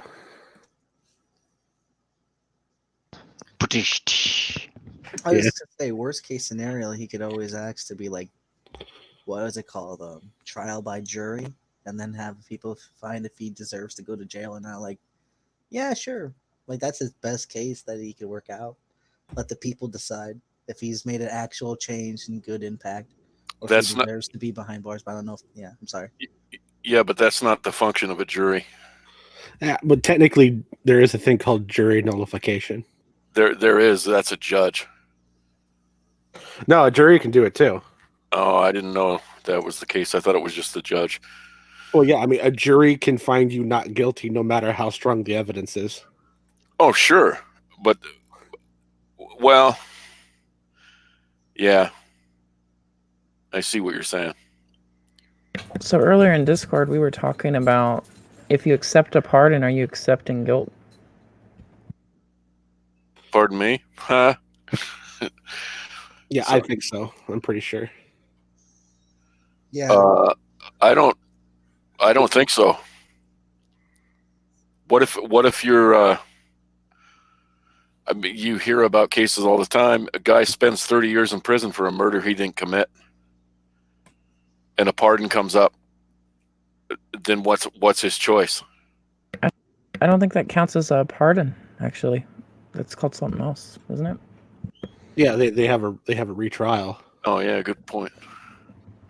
And Right, when and- somebody has been mistried, they have what's the word? Exculpatory. Exculpatory. Yeah, thank you. That they have evidence that they have to put forth in trial. So that's why when Steve McCrae says, "I just know things with Warden," well, I'm like, well, where's the evidence? They tried Warden. They found him guilty. It doesn't look pretty if you dig through all the paperwork. Right. Where's the evidence that says that he's innocent, or the evidence that he's mistried? So yeah, they have to come up with the evidence that. So you start out as innocent before proven guilty, but once you're proven guilty, it's harder to prove innocence. It seems like to me. Yeah, if you get a pardon, the immediate question is, what are you being pardoned for? Right? Like, if you're not guilty, there's no reason to have a pardon. Right. Is that really the way the word is used, though? Well, I mean, that's how the legal remedy is practiced. Yeah. Okay. I mean, again, I don't have enough knowledge of law to be able to say that that's it. But yeah, fair enough. I mean, obviously, I understand what you're getting at there. To say a pardon seems to be saying, well, you're forgiven. That's how you're interchangeably using the word, right? And you can't forgive someone unless they've actually done the crime to which you've alleged. And I'm not sure that is necessarily the case in law, but it could well be the case. I don't know. No, I mean, there's always. I mean, obviously, there's always a chance for mistake, right? So, but would they not use a pardon to? I suppose you're right. It's equivalent with pardon and with forgiven. So I suppose you're right. At best, it could be a semantic issue. So it's probably not worth discussing anyway. Yeah, well, I mean, in the United States, when you get a pardon, in most places, your record is not expunged. Right, Well, whatever there crime you you go. did, still on the books. Okay, well, that's fair enough then. Yeah. In That's the fair legal sense, it means the state forgives you for Yeah. what you did. Again, yeah, forgive. Yeah, if you use it as forgive, then you're correct, wholly for sure. I mean, as for the other thing, well, claims are evidence, as we know, sir, right? Oh God! Nudge, nudge, wink, wink. Yeah, Say no claims are more. Hey, is it Simus or Simos? Yeah, Samos or Simos, Simus. whichever. Doesn't really matter. You can Hey, I just call haven't- Simon, how you been? Hey, mate, how you doing? Midnight. Good to hear from you. Oh, pretty good. I'm just fresh off talking to the polite G-Man. Like that's his good Fantastic. nickname. Yeah. Fantastic. Yeah. And whatnot. Yep. I have a question for you, Simus, about law. Oh, right. Like I can answer that. Oh yeah. Oh, here's He's an not a internet lawyer, but he plays one on Oh, YouTube. No, I know that, but you live in the UK, right? Indeed, yeah. Are you in England? I am, yes. Is there? I want to hear it from somebody who is there. Is there a big problem with Sharia law over there? No. Okay. No. I think it was tried a few years ago, and it's done on a voluntary basis. But under all circumstances, it's subservient to the law courts. Right on. That's good to know. Yeah. It's been tried, and I don't think it works very successfully. I mean, as I understand it, there's no real justice for particular groups within those communities that use it. But you can't stop people getting together and saying we want to listen to XYZ person because we think they're wise. Right. You can't stop people doing that. Yeah, but if they want remuneration under the the national courts, then they can. Anybody's free to go and use those, of course. Right. Right on. Thank you. You're welcome. There's a couple of interesting documentaries that were made about Sharia courts in this country. But I think the one-sidedness of it, the sort of patriarchy, seems to come out quite badly. Yeah, and the I think it's more of a, I don't know if it's a hate mongering issue over here, but it's whenever the thought of Muslims coming into the States Mhm. is brought up, that's one of the things. That's one of the arguments I've heard used is, well, look at what they're doing in England. They want to come over and implement their Sharia law here, and they're getting away with it in England. Yeah, again, I wouldn't say they're getting away with it. I mean, that's a bit judgmental, but the worst, I mean, they seem to work quite well. Let me just say that. There's no real issue with them working in the way they're supposed to work. It's just that some of the pronouncement can be a little bit one-sided, as I say. So, for instance, in this documentary I saw, and this is going back to the 90s when this particular court was set up, a woman who was in an abusive relationship with her husband was told to continually to go back to the husband to work it out, rather than getting the redress of the divorce she wanted. So that was the only example which I could point to and say, oh look, well that's factual. And that's the case of one particular judgment of one particular court, right? It's nothing that you can say that happens in all courts, etc., etc. Right, but that judgment would have still been subject to the Crown, right? No. Oh. No. She could have left at any time and sued for a divorce in the national courts, and yeah, that's what I mean. She would have got it, but she chose to go back and stay with it. But of course, there's community pressure put on her to use these Sharia courts because they're new in the UK at the time. Anyway, they were new, and they didn't want to be seen to be failing. Eventually, she got justice through Sharia court. Oh, right on. In that she was granted the divorce. Yeah, see, I'm not real big. I mean, obviously, the way you're wording it, it isn't like an official state court, right? It's like this private court. Yeah. And I'm actually for making people sign up for whatever additional laws they want to have to follow, and for the state to enforce them. Well, I couldn't agree with that. I mean, I totally could. If you want to say being gay deserves death, then you can live by that law. And if we find out you're gay, we will kill you. I don't like hypocrites. I want to make sure we have as few of them as possible. Again, I'm not sure what you're driving at here, so. Well, what I'm saying is, if you have some sort of personal rules, and more specifically like a religious rule, that I don't think that rule should be applied to everyone. But if you want to apply that to yourself under your own free will with the full force of the law to back it, then that's your choice. And I think that should be your choice. Yeah. And I think you should suffer the consequences for being a hypocrite about it. I see. Yeah, when you say full force of the law, then obviously that's the bit I would dispute right there. It's not the full force of the law. It's a local court to which you've submitted pending thing. But I'm not talking about what's happening in the UK. Right. Okay. Well, again, I can't see. I mean, if Sharia became law in this country, then obviously that would be the case. But it's not, and neither is it going to be.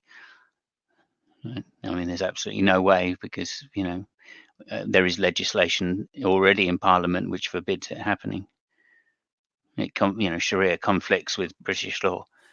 So, I really want to see evangelicals be barred from Red Lobster. I knew there was going to be some kind of angle on this.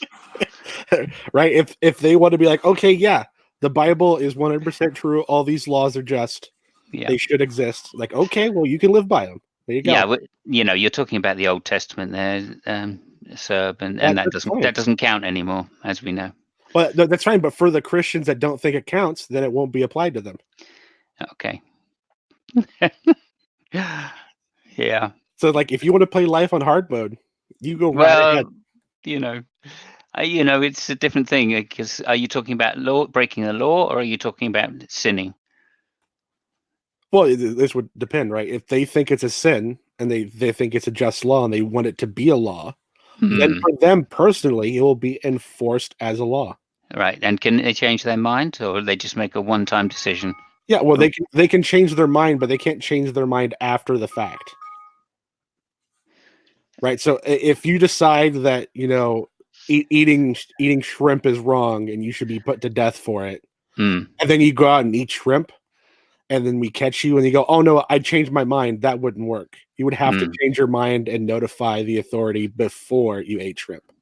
Yeah, I don't know what this is pie in the sky dreaming now. So I know, but it would immediately remove a lot of bullshit. yeah, well, I wouldn't say it'd remove it. It wouldn't immediately do that. It would take a while for you to catch them before it got removed. And generally, people are hypocrites anyway. So, of course, most people would get caught out by this. Well, yeah, I would just like them to realize that what they want is actually an awful idea. Oh dear. I just say, are you still an agnostic, Cerberus? Yeah. Yeah. Okay. So this is an agnostic viewpoint we're talking about here. Okay, everybody. But it's not specifically an agnostic view. Well, it's your religion. Is that my religion? Yeah, I think so. Man. I wish we could define religion better. Oh dear.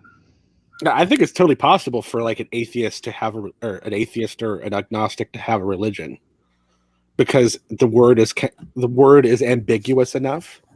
Mm. But like atheism and agnostic alone is not enough to qualify that. No, of course not. I was being facetious in some respects. So yeah, I'm still thinking of that. Yeah. Anyway, I won't go there. Let's not go there. We're No, live. go there. We got nothing else going on. No, stop that. We're not going there. I've got to go anyway in a couple of minutes. So it'd be horrible of me to start a shitstorm and then walk away from it. So There's nothing like a good shitstorm.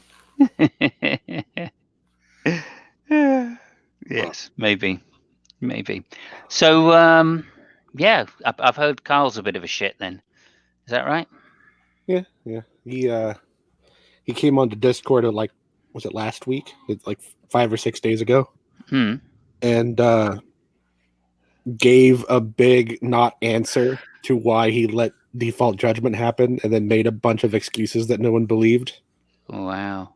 And then he wandered offline, as pleasant as could be, and everyone just kind of sat around and was like, "Well, that was full of shit." Okay, whose channel was that on? Do you know? That was in the non-sec Discord.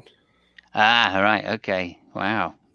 So I'm sure someone recorded at least part of it. Good. But they deleted it after I think it was pointed out that the person recording it lived in Florida, and that's a two-party state, and no one in the room gave permission to be recorded. So he figured out it was a felony. Do you know, that's one of the good things to come out of all of this. We've all realized that internet law is a lot more tricky than we first thought. So that's a good thing, I suppose. Yeah. But there you go. Okie doke. Well, that's disappointing to hear. I mean, not that I was particularly enamored by the non sequitur show at all, ever. But, nonetheless, you hate to see these, budding relationships go down in flames like that, don't you? Yeah. Well, it could have helped them both. You know what I mean?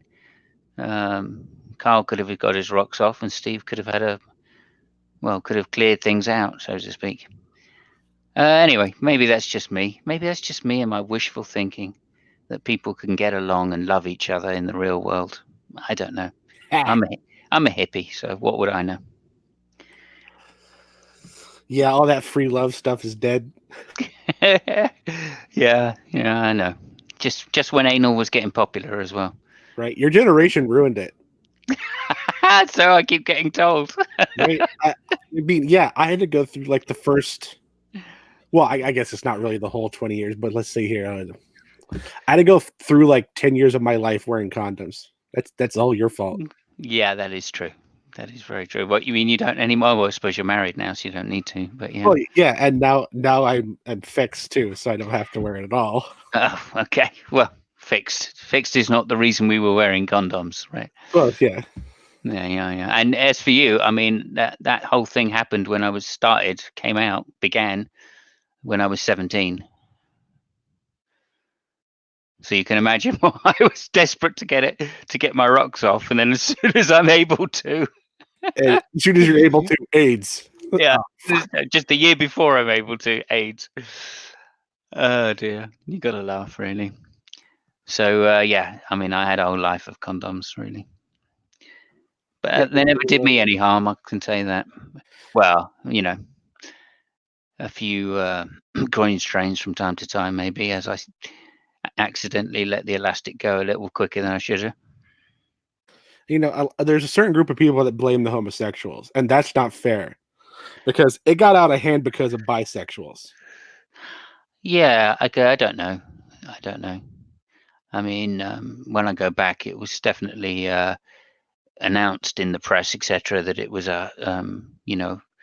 passed around mostly by the homosexuals. But we found out later that it was a blood transferred, Yeah. And that that was just more likely to happen in with anal sex. So, Yeah.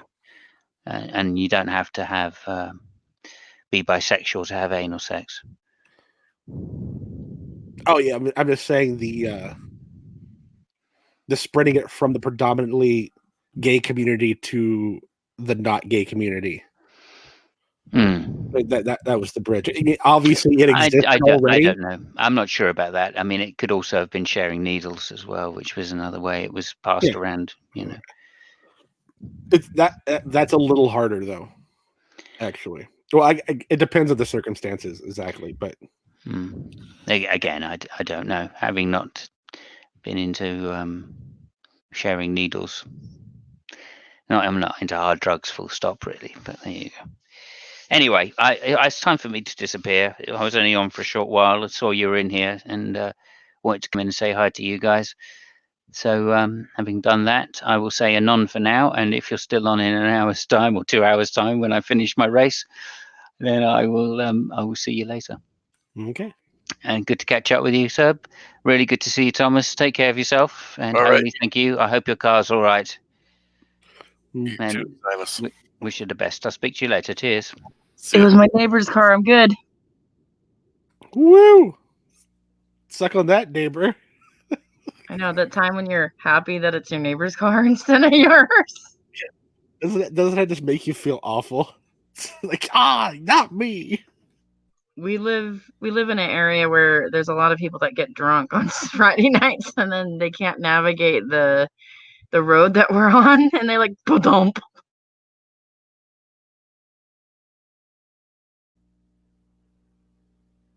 And now that man's going to be very sorry in the morning. In the hood. Did they stop? I don't really live in the hood. Yeah, they stop. They have no choice. Huh. Oh, so like it really hit the car. It wasn't just a graze. Yeah, there's something that fell. I don't know what it is that's blocking the wheel. So my neighbor's out there and they're trying to get things situated and nobody's being irate and saying, I'm not gonna give you my insurance. Like everybody's cooperating, so I came back.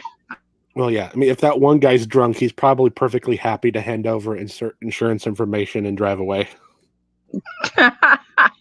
I've seen that on my street. Somebody hit my sibling's car and then tried to take off and it was like barely going and then these surfer guys used to live across the street from us. They came running out. They're like, hey dude, you can't just run off. Watch me. Yeah. One guy's like hanging on to the like the vine with the Jesus. Like it shows up, Jesus take the wheel. He's like hanging onto the wheel to the driver's side.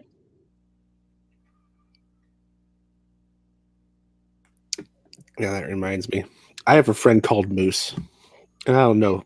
I mean, I know Thomas probably never heard me talk about moose, but Spackle, you might have. One time, Moose? yeah, my friend Moose. Moose. Yeah, Moose. Well, we don't call him Moose because he has antlers. Why does he have antlers? Are they calyx? No, he doesn't. We call him Moose because he's really big, not because he has antlers. He had a car.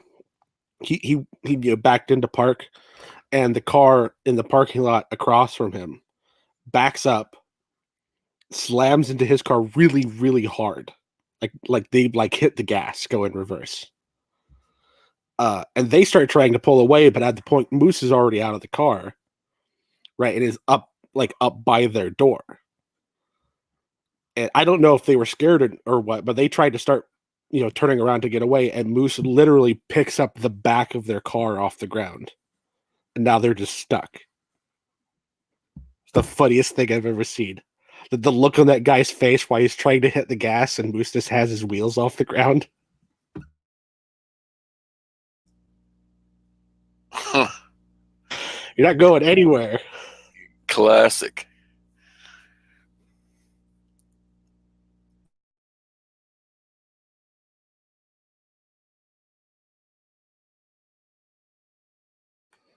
So yeah, I guess the moral of the story is don't crash into a 6'7", 350-pound plus man. That's a good rule.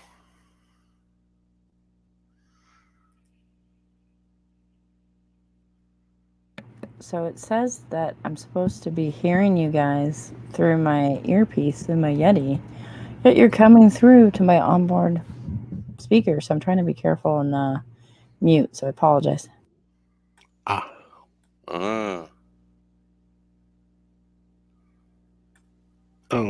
yeah, no, I don't think so.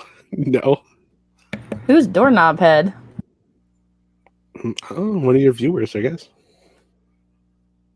I've seen doorknob head around in chats.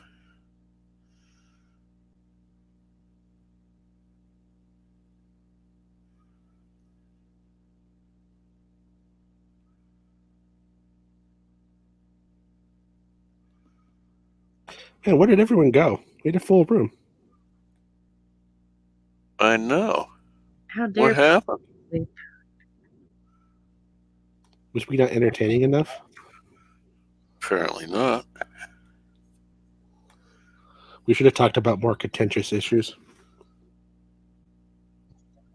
There were people that were demanding blood sports, and we just kind of ignored them. Yeah. I tried. Thomas just wouldn't have any of it. I'm not. I guess you just got to push certain of my buttons to get. I'm usually pretty laid back.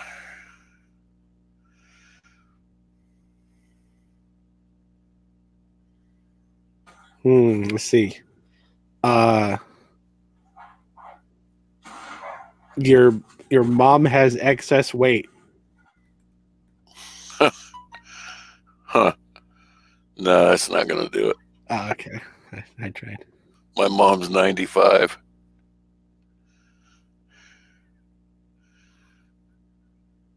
Well, that ruins that one, too. I can't say your mom's old, because that'd just be a fact. Yeah, she is old. Oh, pineapple on pizza. Yeah, that's like the best topping. I don't like mind. pineapple on pizza. Thank you. Right on. Okay, that's out. Can't argue about that. Okay, we can argue about something with pizza, though, because my favorite pizza is pineapple, ham, and sauerkraut. Oh, And if you've never tried it, you should. yeah, that sounds. I could try that. I'm not a fan of sauerkraut. No. It's different with the pineapple and the ham. Just do it. I thought it may be too much. Might be. No, the sauerkraut isn't super strong after it gets baked. Right, so you take the sauerkraut and you wring all the juice out, and then you just sprinkle it on top, and it bakes in. It's a very weak flavor. It's not like just taking a bite of sauerkraut.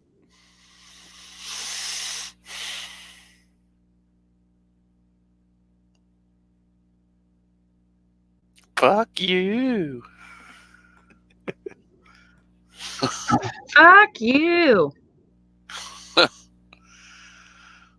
Huh. I really need to get that on a loop somewhere. I think it's funny. Yeah, somebody's Because got it's Sokka and John Peterson, so they're like, Yeah, what? good comeback. Yeah, you need to get like a physical soundboard that they use in radio stations, just like a miniature version of one that you could run your mic through, so you can play those sounds through your mic live. I could probably do that. I just need to know how to run it. The problem is like my mic cable just stopped working and I can't think if it's just like a simple reboot that would fix that or what, but I'm like not on my mic now. I think I'm on my onboard, so if it gets all echoey, that's why. My apologies. Is it wireless or is it wired? It's wired. It's a Yeti, and I was kind of wrestling with the dog, and my position right now is on my bed. So like I moved it, and it kind of pulled on the plug, not severely, just a little bit, but it doesn't seem like it wants to reconnect. You usually just pull it. It's a USB plug-in, right? Yeah, so it's a USB to like a mini USB, and then that mini USB goes into the Yeti, and then the regular USB goes in the laptop. And I've tried to unplug both in and then get it to recognize it, and it doesn't seem to want to play nice. Oh, that's weird. Yeah. Because that's what I have, and usually unplugging it and plugging it back in automatically fixes it. Yeah, that's usually the case. And this is a new cable. I actually had to get a new cable because the other one got kind of munched up. Doorknob, satanic, not really, but card carrying member of Satanic Temple, just because it's funny. So I have to do an interview with this Satanist sometime. Only because it's probably gonna be Tyler Durden. Only because there's a lot of differences in Satanism. Actually, there's the Anton Satanism, but then there's like Satanic Temple Satanism, and then there's ritualistic Satanism versus the other Satanism, the one that like freaks out people, and I think is the cause of the Satanic Panic. G-Man's always talking about LaVeyan Satanism. Yeah, Anton LaVeyan. That's what I meant. Yeah. Oh, okay. Yeah, which is atheistic hedonism with theatrical flair. Yeah, they're more there just to make Christians feel unsafe. I think. Well, are you a Satanist, Cerberus, or were you No. just earlier? All right. I didn't say I was. Someone else said I was. Yeah. I said he was, but that's because he's something else that everybody gets freaked out about. What's that? Well, it doesn't. I'm a Mason. He's a Mason, everybody! Like a Freemason? Yeah, This is Mason. exactly the kind of thing we were looking for. Oh, I mean, I do lay bricks when I build barbecues, but I don't think that counts. right on. I don't know why that would. Well, I guess whatever. That would freak some people out, I suppose. He's part of the world power and conspiracy crew. Oh, he's definitely in the Illuminati for sure. Yeah, the Illuminatis. Yeah. Have you reached the 33rd degree yet? No, 32 actually. Really? Yeah. Right on. 33rd degree is an honorary title. Oh, You tend to only get it when you get old. For like it's like a lifetime achievement award. right on. See, I'm sure I'm like a lot of people. I don't know that much about Freemasonry. But I don't have a problem with it either. Yeah, no, I mean, I actually rather enjoy listening to conspiracy theories. We tend to get around and share them. Oh, yeah. I bet that is fun.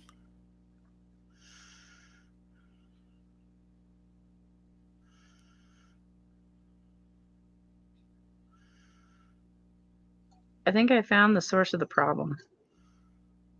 Ah, Or you could talk to Wolf, unless I mean, I don't want to insult Wolf, but I don't. I can't take Wolf seriously. Hail Satan. Yeah, I mean, at least about this. Like, yeah. Yeah. If he is a Satanist, he's the kind of Satanist that just says they're a Satanist.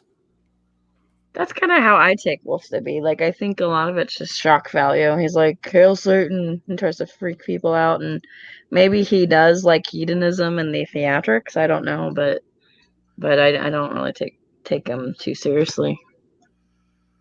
Because he started doing that about after the time he triggered Matt Slick. So he shows up in a Matt Slick hangout with his wolf, fiery thing, and then it's got an upside down cross on it, and Matt Slick just can't not look at that and just can't let that go.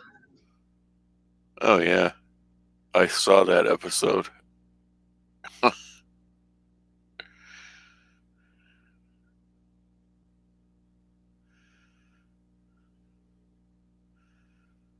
Yeah, Satanic Temple has really gotten into a lot of politics and stuff. There's a new documentary out about the Satanic Temple, and I've been meaning to watch it. I just haven't yet. Have you guys seen that?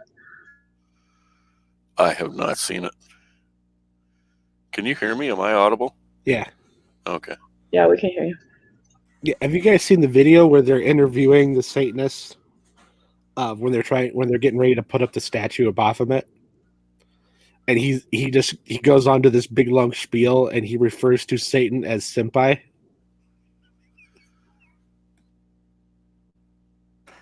Okay, I'll take that silence as a no. No, I'm not. I don't get it. It's an anime reference. So like the joke is when you're like a young girl trying to get like a teacher's attention or like an older boy's attention. It's notice me senpai, notice me. Like you're begging for attention. Like Cheshire? Yeah, kind of. Yeah. Right on.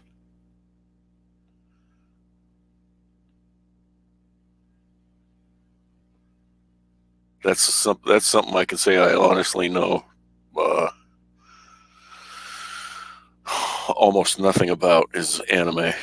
There you go. It's like the second result when I look it up. Here, you should play that Spackle. Donut Man likes pie. What kind of pie?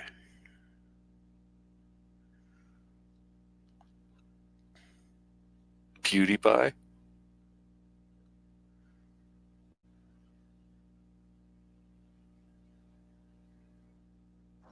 It's a beautiful day here at the state capitol. Great day to be a Satanist. I believe it, and I'm very excited about it. We're not what you think we are. Satanic Temple was an idea between a handful of people directly confronting authority. This makes life fun.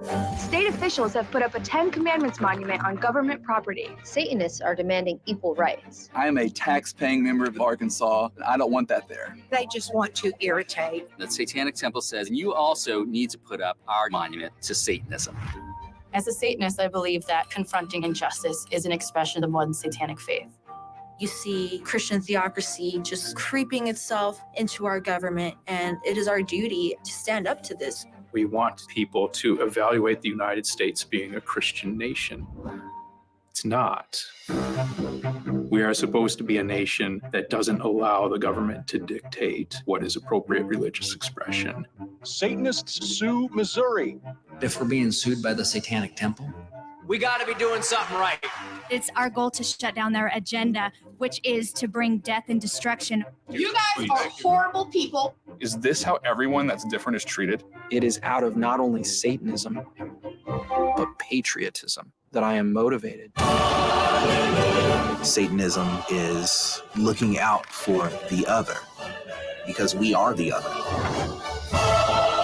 Right, and following a code of ethics, having fellowship with brethren, why can't that be a religion? We do indeed invoke Satan. We have gone from 3 people to 50,000. There's no doubt that this is my life's work. Hail Satan. Hail Satan. Hail Satan. Hail Satan.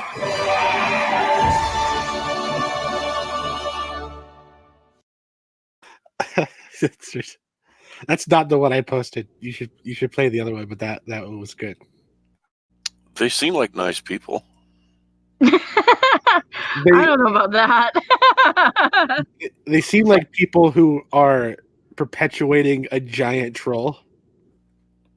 Kind of, right? It doesn't seem legit. It seems very theatrical. Like, I mean, I've looked up some of the, I mean, what I say, like the rules that they have and stuff, and like that's all just kind of normal morality, like that you would find in everyday life. So I guess technically there is like good rules, but like, you know, it's just everything else is just extra, and it's clearly just to fuck with people.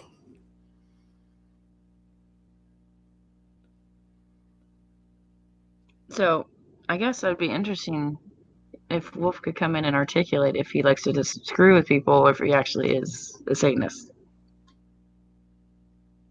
Yeah, that would be cool. Is there a Satanist purity test that we can put him through? I don't know. Hey, are you by chance Catholic? I am not Catholic, but I play one on TV. Huh. Were you? No, my family is largely Irish Catholic. So I am the first out of my siblings to not be a Catholic. I wasn't actually confirmed as a Catholic where all my siblings were. So I have a lot of exposure to the Catholic Church because of my aunts and my uncles and going to Mass.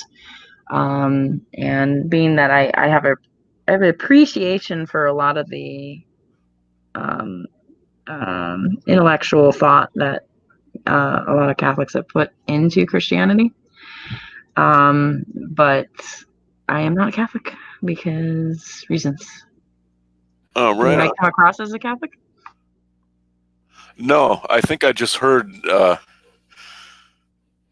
Maybe I've heard you say that before, that you were a Catholic or raised. I was raised a Catholic. I'm the youngest out of 15 kids. I'm the youngest out of 5. And that's considered a lot these days. 15 is an awful lot, geez. Yeah. And man, I just remember as a kid thinking atheists were like the worst, just like the worst of the worst. And now that I am an atheist or agnostic or whatever the hell you want to call me, it just seems so silly. They're just people, for the most part. I always found Catholics, and like specifically like the really into it Catholics, creepy because of all the pretend cannibalism. That always bothered me a little bit. Technically, I guess, according to you, everybody does LARPing towards cannibalism. Oh yeah, but that's a different thing. That's stretching it. So Baptists will tell you that Jesus is saying, "This is my body, and this is my blood," and it's like a symbol, right? And it's the symbol and a remembrance. Do this in remembrance of me. The Catholics believe in oh my gosh, today is that cannot speak day. Transubstantiation. Thank you. That and they believe that it actually becomes the essence of Christ. I don't think they actually believe that if you pump your stomach, flesh is going to come out in blood, you know. But I do think that they think that somehow there's like this life force there that you kind of consume, which is very strange. It is. And you know what pisses me off is I believed that. And then And then, I'm in my 30s or 40s, and I talk to some of the kids or people, they weren't kids anymore, that I went to Catholic school with, and they were like, I never believed that shit. And I'm pissed off because I'm like, well, why didn't you give me a heads up 30 years ago? Like when we were 10. I don't remember anybody saying, I don't buy this stuff. We just all did it. Sit, stand, kneel. And I bought into it hook, line, and sinker, man.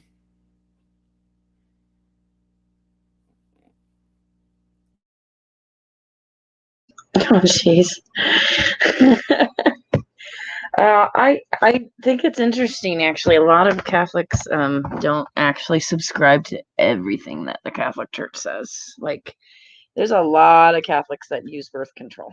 Actually, there's a lot of them, and That came to my mind as soon as before you even finished that sentence. That came to my mind. Birth control. Wait, didn't the new pope actually say it was okay? I don't think so.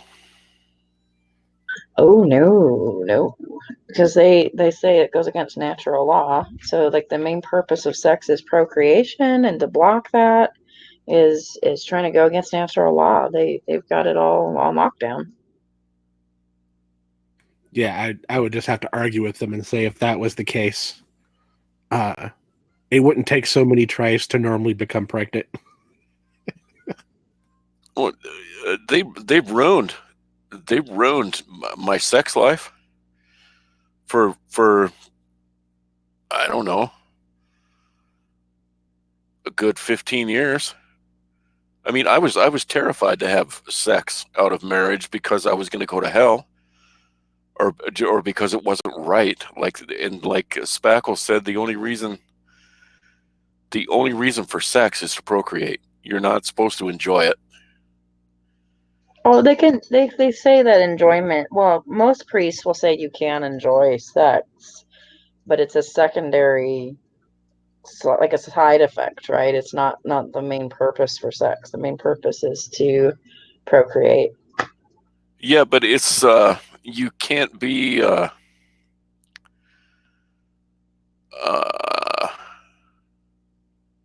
like lustful. Like Yeah, that was you the can message. desire your husband or wife without being lustful. Well, the message I got was sex was not supposed to be fun. Well, I think a lot of Catholics did not get that message. Huh. Yeah. I don't know. They fucking warped my mind, man. It depends on how Augustinian you are about it. St. Augustine really talked badly about sex even within marriage. He's like it's all carnal desire, and carnal desire is bad, and you should be spiritual minded. Yeah. Spoken like a sexually frustrated man who couldn't get anyone to have sex with him. Yeah, that's the message I got. Kind of. So St. Augustine was a pagan before he became a Christian, and he apparently had a very wild sex life. It was including orgies and whatnot. And when he converted to Christianity, he was then convinced, like that everybody was as perverse as he was. And since he's seen all deviants, and he's seen all carnal nature and how carnal we are, then he went the other extreme, and it was like all sex is bad, which is just crazy. I've always thought that St. Augustine had major issues with sex that was just uncalled for.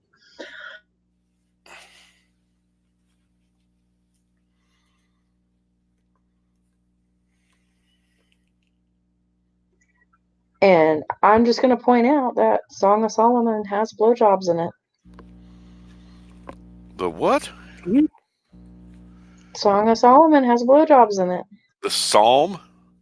Song of Solomon in the Bible Huh. has erotic poetry in it, and it describes a blowjob. But in Catholicism, they say that that's part of sodomy. Oh yeah, for sure. You can't be going around blowing people. Because that is not the teleos for your mouth. Your mouth is designed to eat food and talk. It is not designed for semen. Right. Or vaginas. I don't even think that factored into St. Augustine's mind. I think he just was really focused on the other. Oh, okay. He wasn't about the vagina. All right.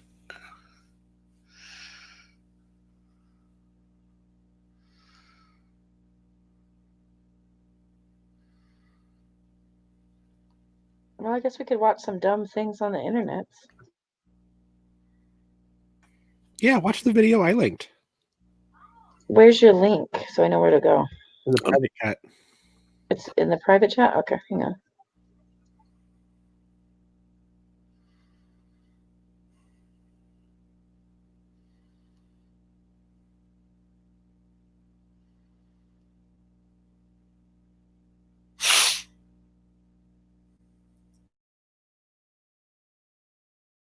Of an 8-foot tall.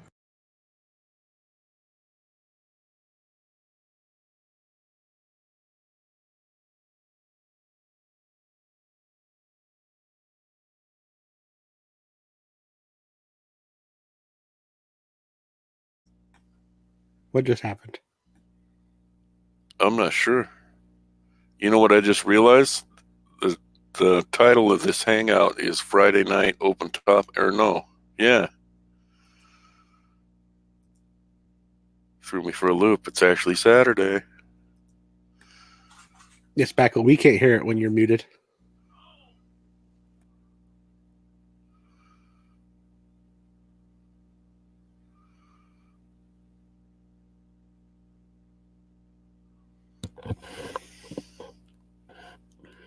Dang technology. Okay, I'm going to unmute and I'll try to play it again. Let's see if it works. Is it working? I don't think it's working. I cannot hear it. Okay, hang on, stand by. I know what's wrong. I know what's happening. So when you go to share a screen, for those that don't know, and you want to play a video, it gives you a choice on whether or not to share audio, and I forgot to click that I wanted to share audio. That is why it popped up like that. So now,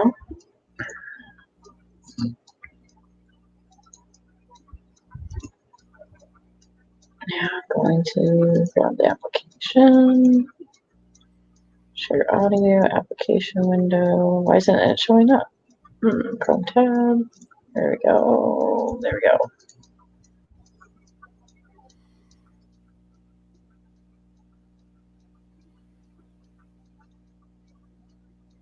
Statue of a goat-headed Satan. Most of the people here agree with the teachings of the Satanic Temple, the group responsible for the event. It's here, it's in Detroit, and this is fantastic that we get to experience this and we get to see this amazing statue be unveiled for all the world to see. I'm just excited to see my Lord and Savior Baphomet represented in such glorious Italian stone. I do hope his eyes gaze upon me and that my allegiance is recognized. I don't know. Notice me, senpai. Notice me. Protesters I love that guy. some sort of sign and even brought their own statue of an We need a angel soundboard for crushing that the guy. devil. Part of me wishes that angel statue would come to life, and King Baphomet would rise, and two eternal juggernauts would do battle right here in the middle of the city. But for what is this battle raging, you ask? I don't know. What stands at the center? To that I say, my soul is at the center, offered up to the ageless ones, only to be torn in twain. The unveiling here in Detroit is the statue has never before been seen publicly. The Satanic Temple says the statue is a symbol for what they advocate, the separation of church and state. It's like you can't have one without the other, you know? Like I'm equal parts God and the devil. A cloak Oh of my shame God, it's covers making me this die. man, and only supreme light will wash my body clean. But how could that light possibly reach me with the thick clouds of indecency that surround my poor soul? So I carry my wrongdoings on my back like some kind of tormented hiker, lost in the hills of misfortune, looking desperately for that peak to rescue him from the valley of depraved habitual self-pleasuring. But again, I find nothing except for sweaty, devastated loneliness and 1,000 judging eyes staring back at me from the cover of the stolen Victoria's Secret catalog. I didn't take your mail, Mrs. Pemberton. Stop asking me that. Leave me alone. Is he for real?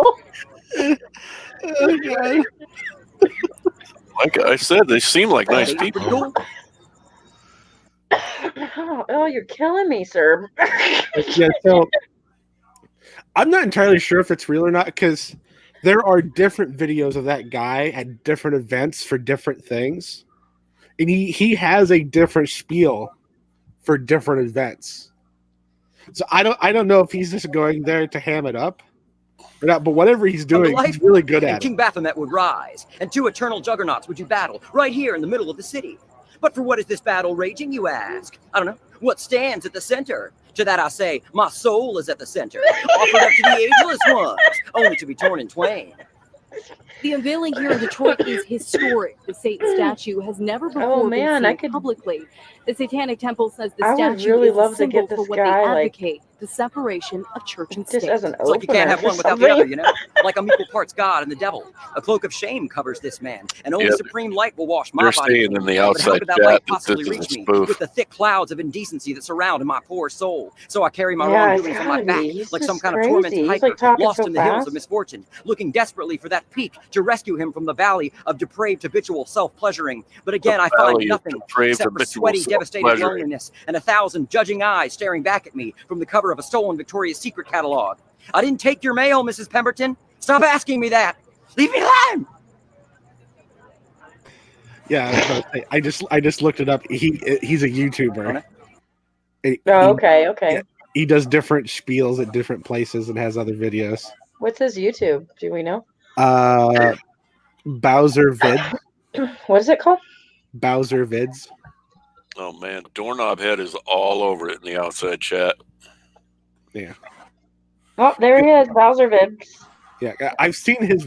Should I move the camera down? Arby's Yeah, commercial probably. Am I going to? before. No, For you Arby's get this amount of headspace. I wanted to do a channel update video just because, it's been a while since I've kind of vlogged. Let's see. Oh, this looks pretty crazy. Yeah, do the Arby's one.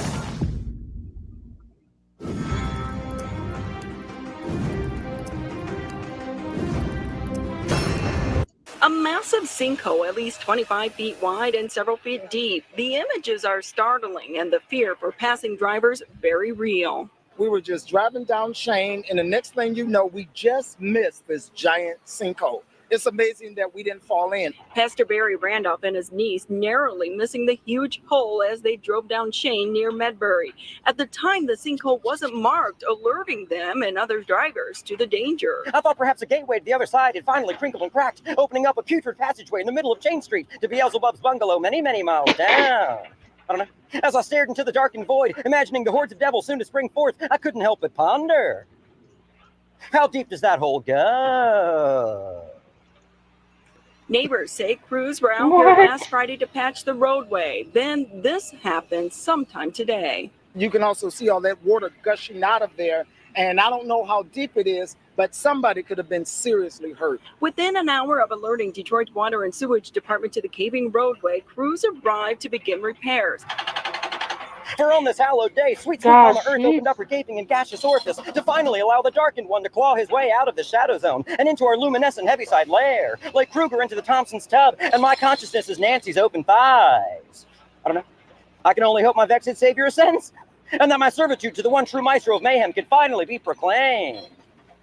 Choke me, devil daddy, choke me. What? Pastor Barry, a How does man of he, God, believes it's a come up with miracle. this? He and Like, others Is he didn't just get doing hurt. it like free, That's like good. a I rapper? can't believe that either. And I mean, we just You notice how he That was almost breaks truly sometimes, scary. though. Through the holographic Yeah. plane of existence, Yeah. he flickers and fades like an He Alf kinda rerun talks watched like at a 3 o'clock in the morning Micro whilst your Machine sleeping guy. You know, stepdad remember the slumberous Micro and Machine snores. guy? I now see this world as evanescent as I lock eyes with the legion Are of the either of underworld you who will Game of stand shoulder to Thrones shoulder with me fans? and see me as more than Mark who works at Arby's. See me as the true soldier of Samhain that I really What is am. it? And together we will... I thought it was some reference to Game of Thrones. Oh, I don't know. Yeah, I don't know either. Okay, Bowser's really weird. But I guess what is he doing really? He's trolling the news, I think. And the news people put him on. Yeah, Like, they oh, seem to okay. put him on, so whatever, I guess. Oh, that's funny. Only because like Satanism's already pretty dang theatrical, so you throw him in the mix and you're like, really? Yeah, I think the satanic one is probably his best one. Yeah, it's closer to probably like, fooling you. Like, yeah. Yeah, because like they're theatrical enough that he kind of blends in, so it makes you question it for a little while if he's serious or not. It's funny.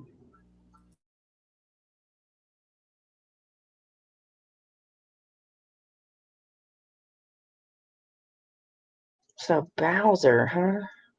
That is interesting. I don't know why I haven't noticed him. Like, I always feel like I'm like the last to know on the internets. Well, see, I didn't know his name or anything until Dorknob said something. But like that clip I shared with you to start with is like a big internet meme. It's been around for a few years.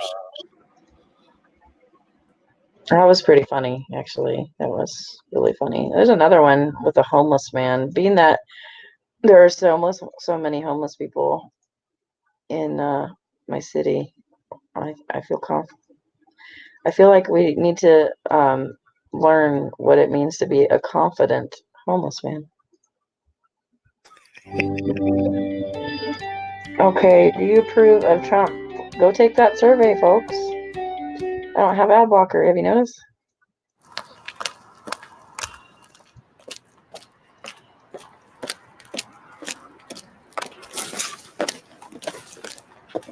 Hey there. Oh my God, I'm sorry, I don't have any change. Did you ever think maybe it's you who needs the change? What? Change from the status quo is something new, different, something startling perhaps at first, sure, but something with life-changing potential. What are you talking about? I'm talking about you, me, the possibility of us. Oh. I think you're beautiful, and I bet that beauty runs deep, deeper than the ocean blue. Oh, I don't... Want to date any more shallow men? Men that would rather stare at themselves in the rearview mirror of their new Bentley than to look over at you for 1 second and say, damn, what did I do to deserve any amount of time with a woman of such elegance and sophistication? That one's not as funny. So I'm going to turn it off. Yeah, definitely the satanic one's the best one.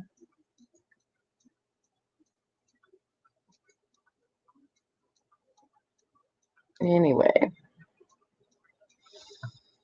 Da, da, da. Good thing I'm not monetized.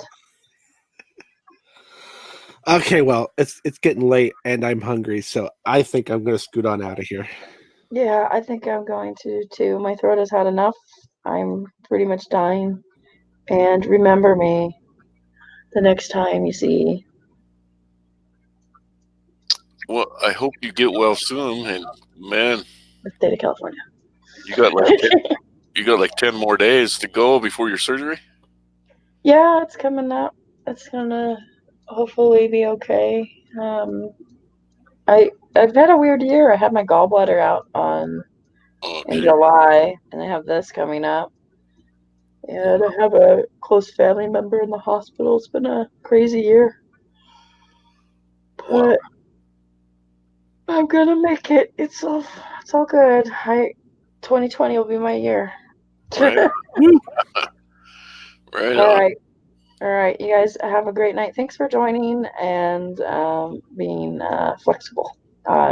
Everybody have a happy Saturday night. And the reason why I kept thinking it was Friday night is because my Friday night happens to be on Saturday night. Thank you. Right on. All right. See you. Bye. Bye.